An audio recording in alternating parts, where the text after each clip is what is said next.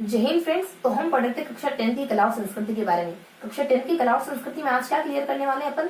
तो कक्षा 10 की कला और संस्कृति में आज अपन पढ़ने वाले हैं स्थापत्य के बारे में, यानी चैप्टर नंबर 6 राजस्थान की स्थापत्य और स्थापत्य के विविध आयामों के बारे में। तो ये है आज का चैप्टर नंबर 6 राजस्थान की स्थापत्य के विविध आयाम। इस चैप्टर को पढ़ने वाले हैं तो फटाफट से अपन थोड़ा सा रिकेप ले लेते हैं, देन आज इस चैप्टर पे आते हैं, मतलब कि आज के इस चैप्टर पे आते हैं। तो थोड़ा सा रिकेप ले लेते हैं कि हमने इससे पहले क्या क्या पढ़ा है। देखो, इससे पहले हमने chapter first, second, third, fourth और फिफ्थ इन पांचों चैप्टर को बहुत ही अच्छी तरीके से पढ़ा है। पहला चैप्टर राजस्थान के इतिहास से जुड़ा है, दूसरा चैप्टर राजस्थान के संत और लोक देवताओं से जुड़ा है, तीसरा चैप्टर राजस्थान के मेले त्योहारों और उत्सवों से जुड़ा है, चौथा चैप्टर राजस्थान के कुछ मेले त्योहार उत्सवों के बाद वस्त्र और आभूषण आ जाते हैं। उसके बाद पांचवा चैप्टर राजस्थान की कला और संस्कृति से जुड़ा हुआ है। उसके बाद छठा चैप्टर अपना पांचवा चैप्टर राजस्थान की चित्रकला और लोक कला से जुड़ा है। कला और संस्कृति मतलब की चित्रकला और लोक कला से जुड़ा है। छठा चैप्टर राजस्थान की स्थापत्य के विविध आयामों से जुड़ा हुआ है। तो इस तरीके से पिछले पांच चैप्टर के नाम देखिए हमने कि राजस्थान का इतिहास आ जाता है, राजस्थान के संत और लोक देवता आ जाते हैं, देन अपने राजस्थान के कुछ मेले त्योहार उत्सव आ जाते हैं, देन अपने राजस्थान के वस्त्र और आभूषण आ जाते हैं, उसके बाद अपने राजस्थान की कोई चित्रकला वगैरह होगी, कोई लोक कला वगैरह होगी,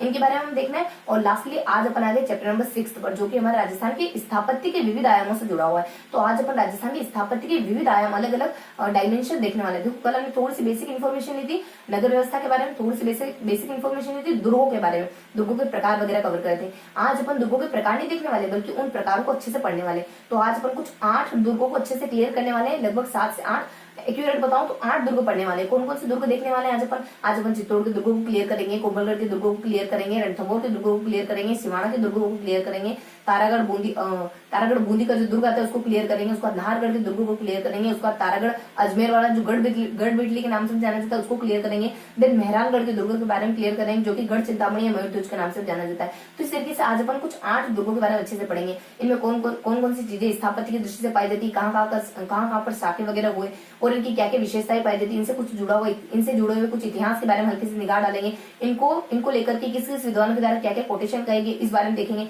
तो इस तरीके से आज का जो सेशन है हमारा चलने वाला है। तो फटाफट से शुरू करने वाले हैं अपन, शुरू करते हैं अपन कि आज क्या पढ़ रहे हैं अपन। तो आज पढ़ेंगे अपन कुछ 8 दुर्गों के बारे में। तो फटाफट से देख लेते हैं आज के हमारे 8 दुर्ग कौन कौन से। थोड़ा सा अपन नाम देख लेते हैं। फर्स्ट ऑफ ऑल सबसे पहले अपन पढ़ेंगे चित्तौड़गढ़ दुर्ग के बारे में, देन अपन सेकेंडली देखेंगे कुंभलगढ़ के बारे में, देन अपन देखेंगे रणथंभौर के बारे में, देन अपन देखेंगे रणथंभौर के बाद सिवाना दुर्ग के बारे में, सिवाना दुर्ग के बारे में जो कि जालोर में बना हुआ है। नेक्स्ट अपन देखेंगे बूंदी के दुर्ग के बारे में, बूंदी का दुर्ग जो कि तारागढ़ बूंदी के नाम से जाना जाता है। नेक्स्ट अपन देख लेंगे, देखो 1 2 3 4 5, तो 5 हो गए हमारे, 3 और अपन यहाँ सेपरेट लिख रहे थे।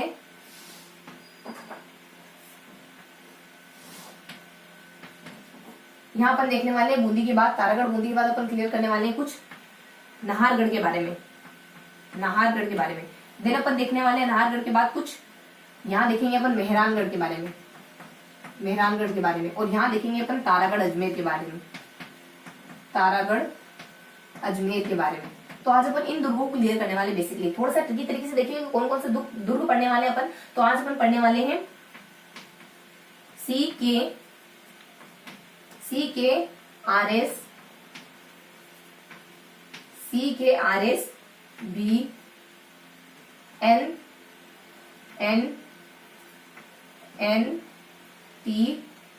में, यानी CK यानी मान लो चंद्रशेखर RS भी, यानी वो भी एंटीडोज में यकीन करता है, एंटीडोज में यकीन करता है। तो CKRS भी एंटीडोज में यकीन करता है, ताकि थोड़े से हमें नाम ध्यान रहे कि हमें कौन कौन से दुर्ग पढ़ने हैं। ठीक है, चित्तौड़ है, कुंभलगढ़ है, रणथंभौर है, सिवाना है, बूंदी है, नाहरगढ़ है, तारागढ़ अजमेर है, उसके बाद मेहरानगढ़ के बारे में पढ़ना है। तो 1 बाय 1 अपन शुरू करते हैं चित्तौड़ को लेकर के। चित्तौड़ से शुरू करेंगे जो मेहरानगढ़ पर फिनिश करने वाले हैं। तो शुरू करते हैं अपन चित्तौड़ से। देखो चित्तौड़ के दुर्ग में अपन क्या क्या देखने वाले।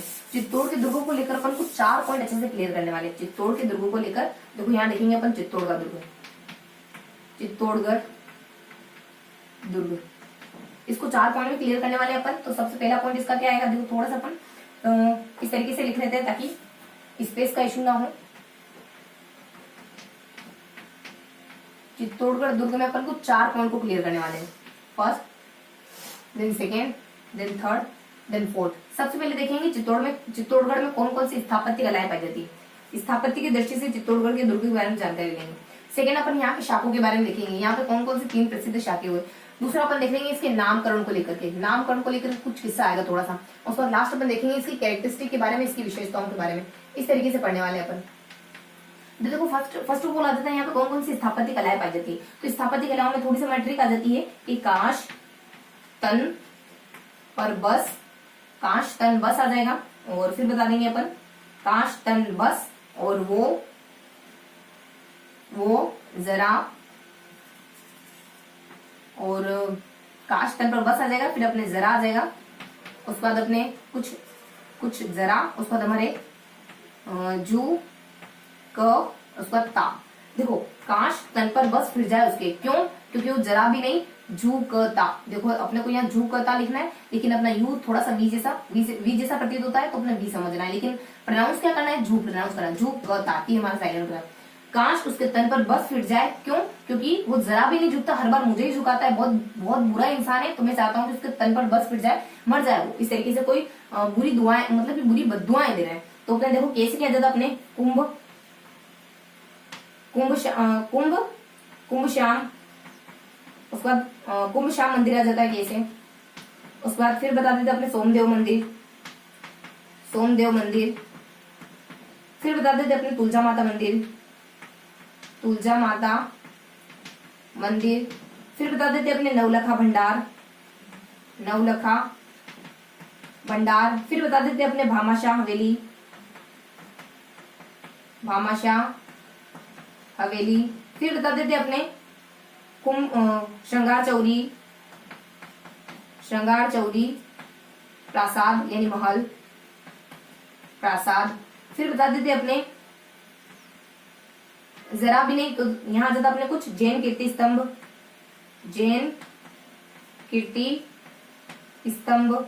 फिर आ जाता अपने कुछ रस आ जाता है रानी महल। फिर बता देते हैं यहाँ अपने जरा भी नहीं झुकता, यहाँ आ जाएगा अपने गोरा बादल। तो फिर अपने गोरा बादल के लिए तो जी लिखना होगा, जरा उसका झुकता। ठीक है, ये ठीक है। तो झुकता यहाँ आ जाता अपने, अब ये रिप्लेस हो गया तो अपने यहाँ आ जाएगा जी से गोरा बादल महल, छतरी, गोरा बादल की छतरी। उसके बाद फिर बता देते अपन विजय स्तंभ। फिर बता देते अपन कैसे झुकता,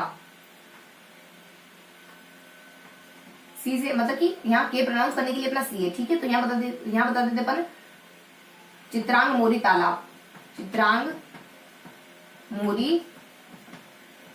तालाब के बारे में। उसका तो अपना टी साइलेंट होता है। तो फटाफट से देखो क्या देखा आप लोगों ने, काश उसके तन पर बस फिर जाए, क्यों?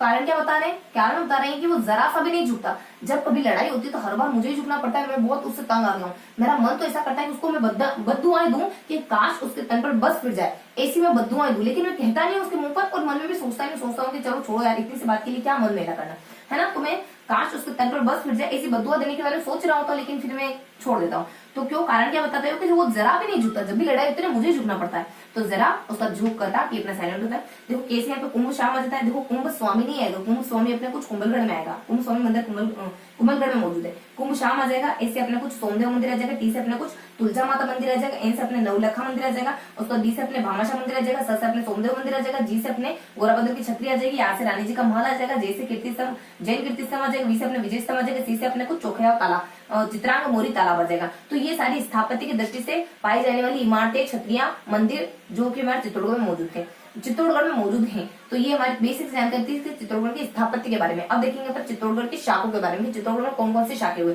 तो फटाफट से देख लिया उन्होंने। अब देखने वाले अपन शाखों के बारे में, तो इसको थोड़ा सा रफ कर देते अपन और यहीं से देख लेते अपन चित्तौड़गढ़ में कौन कौन से शाखे हुए। देखो चित्तौड़गढ़ में अगर अपन शाखे तो जिक्र करें तो यहाँ पर 3 शाखे होते हैं। तो सबसे पहला शाखा होता है अपने 1303 में, फिर होता है अपने कुछ 1335 के आसपास, फिर होता है अपने कुछ 1368 के आसपास। तो देखो 3, 5, 8, 3 और 5 कितने होते हैं? 8 होते हैं। तो देखो सबसे पहला होता है ABA में, ABA सबसे पहले करा गया अलाउद्दीन के द्वारा, फिर बहादुर शाह के द्वारा, फिर करा गया अकबर के द्वारा। इस समय क्या हुआ था? यहाँ पे इस समय क्या होता, जेता और कुपा मारे गए थे। जेता, पद्मिनी तो यहाँ है, पद्मिनी ने जौहर किया था यहाँ पे जेता, जयमल पत्ता और जयमल और जेता को पता और गिरी समल के और जयमल पत्ता, जयमल और पत्ता, ये दोनों वीर सेनानायक वीर गति को प्राप्त हो गए थे। तो बेसिक इन्फॉर्मेशन थी इनके शाखों के बारे में। बेसिकली 3 ही शाखे होते हैं, 1303 में होता है, 1333 में होता है, 1338 में होता है। A अलाउद्दीन खिलजी के द्वारा करा गया, उसमें पद्मिनी ने जौहर कर लिया था। देन बहादुर शाह जो कि गुजरात से बिलोंग करते हैं, गुजरात के शासक थे बहादुर शाह, उनके द्वारा हमला करा जाता है। देन बता देते अकबर के द्वारा करा जाता है तीसरा शाखा, ये फर्स्ट शाखा माना जाता है, ये सेकंड शाखा माना जाता है और ये लास्ट वाला अपना थर्ड शाखा माना जाता है चित्तौड़गढ़ के दुर्ग का। तो बेसिक से इन्फॉर्मेशन थी हमारे शाखों के बारे में। तो शाखे कुछ खास ज्यादा है नहीं, हल्के से कुछ 3 शाखाओं का जिक्र है। अब देख लेते अपन इसके नामकरण को लेकर क्या बातचीत आती है। इसके नामकरण को लेकर बातचीत आती है कि इसको ना चित्रकूट क्यों कहा, चित्रकूट क्यों कहा, या फिर चित्तौड़ क्यों कहा, या फिर चित्तौड़ क्यों कहा। सेकंड इन्फॉर्मेशन दे दी जाती है इससे संबंधित कि इसको खिजराबाद क्यों कहा, इसको खिजराबाद क्यों कहा, क्या रीजन है इसके पीछे। देखो चित्रकूट कहने के पीछे रीजन माना जाता है, चित्रकूट या चित्तौड़ कहने के पीछे वीर विनोद एक ग्रंथ है, वो ग्रंथ कहता है वीर विनोद एक ग्रंथ है। अगर उससे रेफरेंस ले तो वो कहता है कि यहाँ पर एक चित्रांगद मौर्य नाम का कोई राजा था, उसी ने अपने नाम पर चित्रकूट या चित्तौड़ नाम रख दिया। पहले चित्रकूट रखा था जो बाद में जाकर के चित्तौड़ में परिणित हो गया।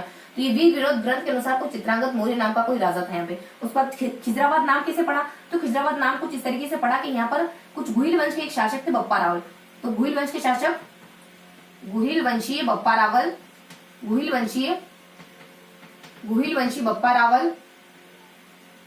रावल ने मौर्य राजा मानमौरी को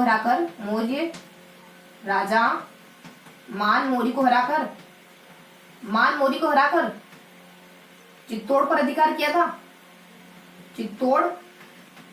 किया लेकिन फिर अलाउद्दीन खिलजी ने उसको हड़प लिया। देखो अलाउद्दीन खिलजी ने हड़प लिया और वहां की जो पूरी वहां का जो पूरा कमान था, वहां की जो पूरी व्यवस्था थी या फिर वहां का जो पूरा शासन था अपने बेटे के नाम कर दिया। उसके बेटे का नाम था खिज्र खां और इस वजह से खिज्र खां के सुपुर्द कर दिया था चित्तौड़ का जिला। इसी वजह से इसका नाम खिजराबाद पड़ गया, तो देखो नामकरण को लेकर हल्की सी इन्फॉर्मेशन है, बेसिक सी इन्फॉर्मेशन है। और ये समय कब माना जाता है, लगभग 8वीं शताब्दी के आसपास। तो 8वीं शताब्दी के आसपास ये अपने बप्पा रावल जो अपने गुहिल वंश के बप्पा रावल थे ना, इसे मौर्य राजा मानमौरी को कब हराया था और चित्तौड़ पर अधिकार कब करा था, ये कुछ 8वीं शताब्दी के दरमियान। तो यहाँ से अपने नामकरण को लेकर 2 बातें थी, चित्रकूट या चित्तौड़ क्यों कहते हैं या फिर खिजराबाद क्यों कहते हैं। चित्रकूट या चित्तौड़ कहने के पीछे थोड़ी सी जानकारी क्या आती है। वीर विनोद ग्रंथ है उसके अनुसार कहा जाता है कि चित्रांगद मौर्य का राजा था, तो अपने नाम पर इसने चित्रकूट नाम रख दिया, बाद में जाकर चित्तौड़ में परिणित हो गया। आगे बताया जाता है कि खिजराबाद क्यों कहते हैं इसको। खिजराबाद को लेकर थोड़ी सी स्टोरी ये आती है कि कोई गुहिल वंश का राजा था बप्पा रावल, तो उसने मौर्य राजा मानमौरी को हराया था और अपना आधिपत्य चित्तौड़ पर कर लिया था। यही कुछ 8वीं शताब्दी के दरमियान, लगभग 734 एग्जैक्ट बताया तो 734 के आसपास। तो फिर क्या हुआ, आगे क्या हुआ, तो उसने आधिपत्य तो कर लिया लेकिन ज्यादा समय तक आधिपत्य बनाए नहीं रख पाया वो। और फिर बाद में अलाउद्दीन खिलजी का आधिपत्य हो गया था वहां पर, तो उसने अपने बेटे को कमान सौंप दी। जब बेटे के हाथ में कमान आ गई तो नाम उसका खिज्र का है, तो फिर हमने नाम बदल दिया और नाम बदल के रखा क्या, खिजराबाद नाम रख दिया। तो इस तरीके से नाम को लेकर 2 स्टोरी थी इनके पीछे जो हमने क्लियर कर ली। अब देखने वाले अपन चित्तौड़गढ़ दुर्ग की क्या क्या विशेषताएं, क्या क्या कैरेक्टरिस्टिक है। तो चित्तौड़गढ़ दुर्ग की क्या क्या विशेषताएं पाई जाती है। देखो चित्तौड़गढ़ दुर्ग की विशेषता आ जाती है, देखो सबसे पहली विशेषता आ जाती है चित्तौड़गढ़ दुर्ग की कि ये है ना सिरमौर के नाम से जाना जाता है, सिरमौर के नाम से जाना जाता है, दुर्गों का सिरमौर कहलाता है। उस बाद इसके लिए कोटेशन चलती है गढ़ तो गढ़ चित्तौड़गढ़, बाकी सब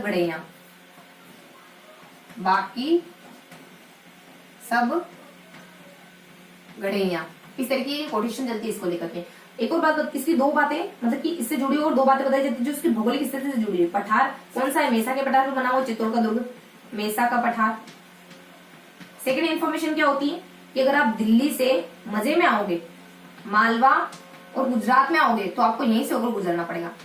तो इसका बहुत ज्यादा सामरिक महत्व था परिवहन को लेकर के। तो ये बेसिक से कुछ 4 कैरेक्टरिस्टिक आती है। ये जो चित्तौड़गढ़ का दुर्ग है, ये दुर्गों का सिरमौर कहलाता है। सेकंड इन्फॉर्मेशन होती है इसी के बारे में कि गढ़ तो गढ़ गढ़िया, गढ़ तो गढ़ चित्तौड़गढ़ बाकी सब बड़े हैं। इस तरीके का कोटेशन चलता है चित्तौड़गढ़ दुर्ग को लेकर के। नेक्स्ट बता दीजिए मेसा के पठार के बारे में, मतलब कि मेसा के पठार के ऊपर ही चित्तौड़गढ़ का दुर्ग स्थित है। कुछ भौगोलिक विशेषता बताई जाती है, मेसा के पठार पर चित्तौड़गढ़ का दुर्ग बसा हुआ है। सेकंड इन्फॉर्मेशन देते हैं कि जब भी आप दिल्ली से मालवा या फिर गुजरात की यात्रा करोगे तो आपको बीच में चित्तौड़गढ़ के दुर्ग को लांग कराना होगा। तो इस तरह की बेसिक से इन्फॉर्मेशन थी हमारे चित्तौड़गढ़ दुर्ग के बारे में। तो ये हमने देख लिया चित्तौड़गढ़ दुर्ग। अब थोड़ा सा रिवाइज कर लेते हैं हमने क्या क्या देखा। देखो स्थापत्य में हमने क्या देखा, शाखाओं में हमने क्या देखा, नामकरण में हमने क्या देखा, विशेषताओं में हमने क्या देखा। स्थापत्य में अपने ट्रिक आ जाती है कि काश उसके तन पर बस फिर जाए, क्योंकि वो जरा सा भी नहीं झुकता, जब भी हमारी लड़ाई होती है तो कभी नहीं झुकता, तो काश उसके तन पर बस फिर जाए। इस तरीके से अपन ट्रिक देखते हैं और उसके ट्रिक के माध्यम से देखते हैं कि इसमें कौन कौन सी स्थापत्य की चीजें बनी हुई, कौन कौन सी इमारतें, कौन सा मंदिर, कौन सी हवेलियां वगैरह, कौन से प्रासाद वगैरह बने हुए। शाखाओं में सिर्फ 3 ही देखते हैं अपन, 3, 5 और 8 हो जाते हैं, ए बी ए। इस तरीके से अपन शाखाओं को क्लियर करते हैं। ए से अपने अलाउद्दीन खिलजी आ जाता है, फिर अपने बहादुर आ जाते हैं गुजरात का, फिर लास्ट में अपने अकबर के बारे में जिक्र होता है। उसके बाद इसके नामकरण को लेकर इसके 2 नाम माने जाते हैं, एक तो चित्तौड़ जो कि अपन वर्तमान में जानते हैं इसको, और उससे पहले इसका नाम चित्रकूट था, और सेकंड इन्फॉर्मेशन आती थी खिजराबाद। तो नामकरण के पीछे क्या स्टोरी छुपी हुई, तो वीर विनोद ग्रंथ कहता है कि शायद यहाँ पर कोई चित्रांगद मौर्य नाम का राजा था, इस वजह से इसको चित्तौड़ कह दिया। सेकंड इन्फॉर्मेशन बता दी जाती है कि खिजराबाद क्यों का, कोई यहाँ बप्पाराव नाम का राजा था, उसने मौर्य राजा मानमोदी को हराकर और अपना शासन स्थापित करा था, लेकिन वो भी अपने अलाउद्दीन खिलजी से हार जाता है। अलाउद्दीन खिलजी खुद वहां शासन नहीं करता, बल्कि अपने बेटे को शासन का भार सौंप देता है, और उसके नाम पर खिजर खां के नाम पर ही वहां का नाम खिजराबाद रख देता है। देन इसकी कैरेक्टरिस्टिक क्या थी, इसकी विशेषता क्या थी। देखो इसकी विशेषता क्या क्या, 2 तो भौगोलिक विशेषता है कि मेसा के पठार को बना हुआ है। एक और भौगोलिक विशेषता ये कि इसकी भौगोलिक कंडीशन कुछ इस तरीके की कि आप जब भी दिल्ली से अगर मालवा की तरफ आओगे, दिल्ली से आप गुजरात की तरफ आओगे तो इसको लांग कर आना पड़ेगा, ये बीच में पड़ेगा आपके। और 2 कुछ अदर विशेषता आ जाती है कि ये कुछ ऐसी विशेषता आती है कि दुर्गों में इसको सर्वश्रेष्ठ बताती है। एक तो कहलाता है सिरमौर के नाम से जाना जाता है, दूसरा कहते हैं कि गढ़ तो गढ़ चित्तौड़गढ़ बाकी सब बढ़िया। तो ये थी अपनी बेसिक से इन्फॉर्मेशन चित्तौड़गढ़ दुर्ग के बारे में। तो हमने देख लिया चित्तौड़गढ़ दुर्ग, हमने 8 दुर्गों में से एक दुर्ग क्लियर करा है, चित्तौड़गढ़ दुर्ग। अब देखने वाले अपन कुंभलगढ़ दुर्ग के बारे में। देखो कुंभलगढ़ दुर्ग के बारे में अपन क्या इन्फॉर्मेशन लेने वाले, कुंभलगढ़ दुर्ग के बारे में अपन कुछ बेसिक से इन्फॉर्मेशन लेने वाले। कुंभलगढ़ दुर्ग, देखो कुंभलगढ़ दुर्ग में क्या क्या चीजें आती है, मतलब क्या चीजें अपन कवर करने वाले। बेसिक सी चीजें इसमें कुछ बेसिक जानकारी है। कुंभलगढ़ दुर्ग में कुछ विशेष जानकारी नहीं है, सिर्फ और सिर्फ जो भी इसके इर्द गिर्द जानकारी वो सारी इसकी कैरेक्टरिस्टिक से जुड़ी है, सारी इसकी विशेषताओं से जुड़ी है। तो इस तरीके से अपन इसमें कुंभलगढ़ दुर्ग में कुछ 7 से 8 विशेषताओं को कवर करेंगे। एग्जैक्ट बताऊं तो एग्जैक्ट एक्यूरेट अपन कुछ 8 कैरेक्टरिस्टिक को पढ़ने वाले इसकी। देखो इसकी 8 कैरेक्टरिस्टिक कौन कौन सी हो सकती है, तो इसकी कुछ 8 विशेषता हो सकती है। पहली विशेषता आ सकती है इसकी कि कुंभलगढ़ के दुर्ग को लेकर 2 लोग अच्छी बातें कहते हैं। एक तो अबुल फजल कहता है, अबुल फजल पगड़ी गिरने की बात कहता है, पगड़ी गिरना, ये कहता है कि अगर आप इस दुर्ग को देखोगे तो इतना ऊंचा है कि पगड़ी गिर जाएगी। देखिए कहता है अपने कर्नल जेम्स टोड, ये क्या कहता है, एट्रस्टन का वास्तु, एट्रक्सटन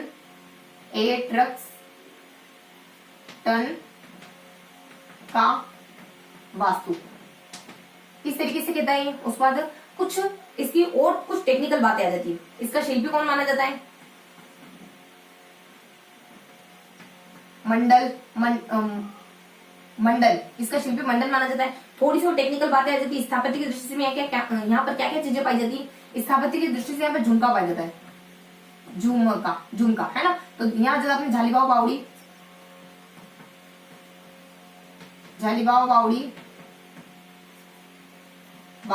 उसके बाद एक और आ जाता है जैसे ही J2 होता है ना, उसके बाद अपने आ जाता है झाली रानी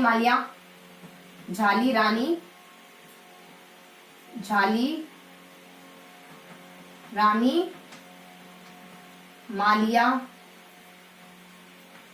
देन आ जाता है अपने मामा बालेश्वर तालाब, दिन कैसे आ जाता अपने कुंभ स्वामी, यहाँ है पतिदेव स्वामी है ना, कुंभ श्याम अपने चित्तौड़ में, कुंभ स्वामी मंदिर। तो बेसिक से इन्फॉर्मेशन है स्थापत्य से जुड़ी। और आगे 4 पॉइंट और कौन कौन से आ जाएंगे, देखो इसके अलावा 4 पॉइंट और कौन कौन से, तो इसके अलावा 5वां पॉइंट अपना कुछ ये अपना है ना आश्रयदाता, किसका आश्रयदाता, ये मेवाड़ वंश का। कैसे कह सकते हो आप, कह सकते हैं क्योंकि हमने देखा है, कहाँ देखा है आपने, कूप में देखा है। कुंभा के निवास स्थान को कटारगढ़ कहते हैं। सेकंड बता देते इसमें कि कुंभा जहाँ पर रहता था ना इस दुर्ग में, उसको कटारगढ़ कहते हैं, बहुत ऊंचा इलाका था। उदय सिंह का राज्याभिषेक यहीं पे होता है, उदय का, देखो उसे अपने उदय का राज्याभिषेक यहीं हुआ। उसका प्रताप का जन्म यही होता है इस तरीके से। और संकट काल में भी ये इसका मेवाड़ के राजवंश का आश्रयदाता रहता है। इस तरीके से अपन कह सकते हैं कि मेवाड़ के राजवंश का आश्रयदाता है इन 3 उदाहरणों को देखते हुए। उसके बाद सेकेंडली अपने कितनी जानकारी बच गई, 3 बातें और बच गई। देखो 3 बातें कुछ हल्की हल्की सी इन्फॉर्मेशन है, जैसे हमारी 8 बातें देखनी है अपने को, तो कुछ 5 बातें हमने क्लियर कर ली, कुछ 3 बातों का और जिक्र आएगा। देखो कुछ छठी बात आ जाएगी अपने कुछ इसके आंकड़ों को लेकर के, एक तो 32 आ जाएगा, उसके बाद अपने कुछ 8 आ जाएगा। कहते हैं कि ये 32 किलोमीटर परकोटा बना हुआ है, 32 किलोमीटर परकोटा बना हुआ है, इसके कारण अंतरराष्ट्रीय ख्याति प्राप्त हो गया, अंतरराष्ट्रीय ख्याति प्राप्त हो गया। 8 मतलब कि 8 घुड़सवार एक साथ गुजर सकते, 8 घुड़सवार एक साथ गुजर सकते, इतनी ऊंची लंबी चौड़ी दीवार है इसकी। उसके बाद थोड़ी सी इन्फॉर्मेशन आ जाती है इसके बारे में। ये 2 बातें हमने एक ही साथ मर्ज कर ली तो अपने कुछ 7 ही बातें होंगी, फिर एक क्योंकि ये सेपरेट मान रहे थे अपन, तो देखो एक और आ जाता है अपने, थोड़ी सी बेसिक इन्फॉर्मेशन आ जाती है इसकी लोकेशन के बारे में। देखो ये थोड़ा सा सामान्य सी इन्फॉर्मेशन क्या होती है इसके बारे में कि कुंभा के द्वारा बना हुआ गिरिदुर्ग है, कुंभा द्वारा निर्मित गिरिदुर्ग है। सबसे पहले देखना था अपने को, वैसे कोई दिक्कत नहीं, कुंभा द्वारा निर्मित गिरिदुर्ग है और लोकेशन है पूरी, तो सामान्य से मतलब पूरी लोकेशन ही इसकी लोकेशन, और कुंभा द्वारा निर्मित गिरिदुर्ग है। और ये कुछ सादड़ी गांव बना हुआ है, सादड़ी गांव जो मेवाड़ मारवाड़ की सीमा पर पड़ता है, मेवाड़ मारवाड़ सीमा। तो बेसिक से जानकारी थी अपना कुंभलगढ़ दुर्ग के बारे में। देखो सिर्फ और सिर्फ 8 पॉइंट थे, इन दोनों पॉइंट को अपना मर्ज कर लिया तो कुछ 7 पॉइंट हो गए। बेसिक से जानकारी इसके बारे में, कुंभलगढ़ के बारे में क्या इन्फॉर्मेशन है। देखो अबुल फजल कहता है, देखो ये दोनों तो अपने कुछ कोटेशन बात आते हैं। अबुल फजल कहता है कि पगड़ी गिर जाएगी, कर्नल जेम्स टोड कहता है कि एट्रस्टन का वास्तु कहता है। उसके बाद शिल्पी कौन माना जाता है, स्थापत्य। ये दोनों भी फिर टेक्निकल बात आ जाती है। शिल्पी इसका मंडन माना जाता है, इसके अंदर क्या क्या चीजें बनी है, इसके अंदर झुमका पड़ा हुआ है किसी का, तो झालीबाव बावड़ी आ जाएगी, झाली यानी कि मालिया आ जाएगी। उसके बाद अपने उड़ना राजकुमार, देखो यूसुफ तो लिखा ही अपने, उड़ना राजकुमार की छत्री आएगी, उड़ना जिसको अपन पृथ्वीराज राठौड़ भी कहते हैं, उड़ना राजकुमार ये पृथ्वीराज राठौड़ की छत्री, पृथ्वीराज राठौड़ की छत्री आ जाएगी, तो उड़ना राजकुमार या फिर उर्फ पृथ्वीराज राठौड़ की छत्री आ जाएगी। उसके बाद म से आ जाएगा मामा बालेश्वर तालाब आ जाएगा। उसके बाद अपने के से आ जाएगा कुंभ स्वामी मंदिर आ जाएगा, कुंभ श्याम नहीं बल्कि कुंभ स्वामी, यहाँ पतिदेव आएंगे ना, तो कुंभ स्वामी मंदिर आ जाएगा। तो इस तरीके से इसकी स्थापत्य के बारे में जानकारी कवर करते देना हैं आश्रयदाता पर। तो किसका आश्रयदाता है, मेवाड़ राजवंश का आश्रयदाता माना जाता है। कैसे कह सकते हैं, KUP को देख के कह सकते हैं। जो कटारगढ़ का स्थान था वो अपने जो कुंभा जहाँ निवास करता था वो कटारगढ़ कहलाता था। उसके बाद अपने उदय के बारे में आता है, उदय का राज्याभिषेक यहीं पे होता है। उसके बाद P से प्रताप के बारे में आता है, प्रताप का जन्म यहीं होता है। और संकट काल के समय में भी आश्रयदाता रहता है मेवाड़ के राजवंश का। उसके बाद यहाँ पता चलता है 32 और 8 के बारे में। देखो 32 में क्या इन्फॉर्मेशन होती है, 8 में क्या इन्फॉर्मेशन होती है। 32 में बताया जाता है कि ये जो है ना, ये 32 किलोमीटर के परकोटे से घिरा हुआ है। और एक और बात बता देती थी कि इतनी चौड़ी 32 किलोमीटर का जो परकोटा बना वो इतना चौड़ा है कि 8 घुड़सवार आसानी से उस पर एक साथ खड़े रह सकते हैं। तो ये बातें उसकी ये बातें उसको अंतरराष्ट्रीय ख्याति दिलाती है। उसके बाद नेक्स्ट उसकी लोकेशन के बारे में हल्की सी जानकारी होती है कि देखो इसकी लोकेशन क्या है। तो ये अपने कुछ कुंभा द्वारा बना हुआ, कुंभा द्वारा निर्मित और गिरिदुर्ग की कैटेगरी में आता है, यानी कुंभा द्वारा निर्मित गिरिदुर्ग की कैटेगरी में आता है। और थोड़ा सा अपन इसकी निर्माण, देखो इसको थोड़ा सा है ना, फिर थोड़ा सा देखेंगे अपन के निर्माणकर्ता और नेक्स्ट इसकी स्थिति। तो 8वां पॉइंट है इसकी स्थिति, ठीक है। अब ठीक है, अब दोनों सेपरेट हो गए। तो निर्माण करता है इसका कुंभा द्वारा निर्मित गिर बना हुआ, तो वहां पे दुर्ग अवस्थित है। तो इस तरीके से हमने बेसिक से कुछ 8 इन्फॉर्मेशन देखी, ठीक है। ये दोनों एक दूसरे थोड़ी सी कोरिलेट करती है। अब अपन देखने वाले हैं नेक्स्ट दुर्ग। तो नेक्स्ट दुर्ग कौन सा देखने वाले अपन, अब देखने वाले अपन रणथंभौर के दुर्ग के बारे में। रणथंभौर का दुर्ग ज्यादा बड़ा नहीं, बहुत छोटा सा दुर्ग है, फटाफट से क्लियर कर लेंगे अपन रणथंभौर के दुर्ग के बारे में। तो यहाँ देखने वाले अपन रणथंभौर का दुर्ग। रणथंभौर दुर्ग, देखो रणथंभौर दुर्ग में क्या जानकारी क्लियर करने वाले। रणथंभौर दुर्ग को अपन 2 तरीके से पढ़ेंगे, थोड़ा सा इसकी हिस्ट्री देखेंगे, उसके बाद इसकी कैरेक्टरिस्टिक देखेंगे। तो थोड़ा सा इतिहास पर नजर डालेंगे, देन इसकी विशेषताएं देखेंगे। विशेषता देखो इसकी हिस्ट्री क्या जाती है। पहली बात आ जाती है कि रणथंभर देव चौहान ने 8वीं शताब्दी में बसाया था, 8वीं शताब्दी में बनाया इस दुर्ग को। रणथंभर देव चौहान ने 8वीं शताब्दी में बनाया था। एक और राजा का जिक्र आता है, हम्मीर। देखो यहाँ के जो हम्मीर राजा है ना, हम्मीर राजा के बारे में इन्फॉर्मेशन, हम्मीर के बारे में इन्फॉर्मेशन होती है कि हम्मीर अलाउद्दीन से युद्ध करते वीरगति को प्राप्त हो जाते हैं। कारण क्या माना जाता है, शरणागत को रक्षा देना और शरणागत की रक्षा करना। अलाउद्दीन से युद्ध करते हुए कारण शरणागत और ये कुछ समय देखे तो अपने 1301 के आसपास। तो ये हम्मीर की शौर्य वीर गाथा को गाता है अपने रणथंभौर का दुर्ग। तो बेसिकली 2 राज्यों के बारे में जिक्र, थोड़ा सा हल्का सा इतिहास रहता है। इसकी विशेषता क्या है, इसकी 3 कैरेक्टरिस्टिक होती है। एक तो जीव, यानी ये गिरिदुर्ग और वनदुर्ग दोनों ही कैटेगरी में आता है, गिरी प्लस वन दोनों ही कैटेगरी में आता है। फिर 3 विशेषताओं में से दूसरी विशेषता बताई जाती है कि ये ना किसी के द्वारा बख्तरबंद का दुर्ग कहा जाता है, वो व्यक्ति अबुल फजल।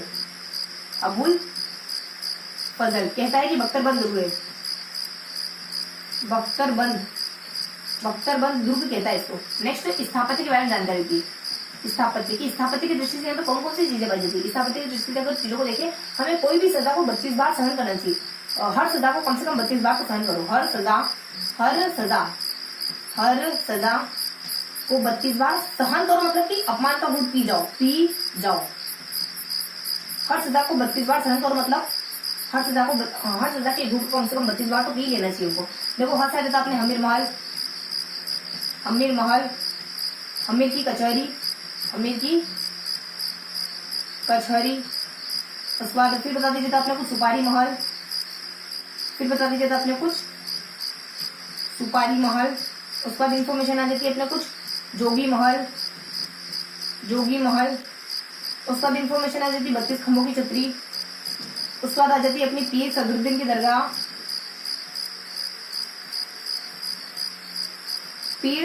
की दरगाह, उसके बाद इंफॉर्मेशन आ जाती है अपने कुछ जी से गणेश मंदिर। हर र से अपने रानी, देखो ये र मिस हो गया अपने, र से अपने रानी महल। एक और आया था देखो रानी महल चित्तौड़ में भी है, रानी महल यहाँ पर भी, ध्यान रखना है। रानी महल चित्तौड़ में भी, रानी महल यहाँ पर भी। कोई डिफरेंस है क्या दोनों में?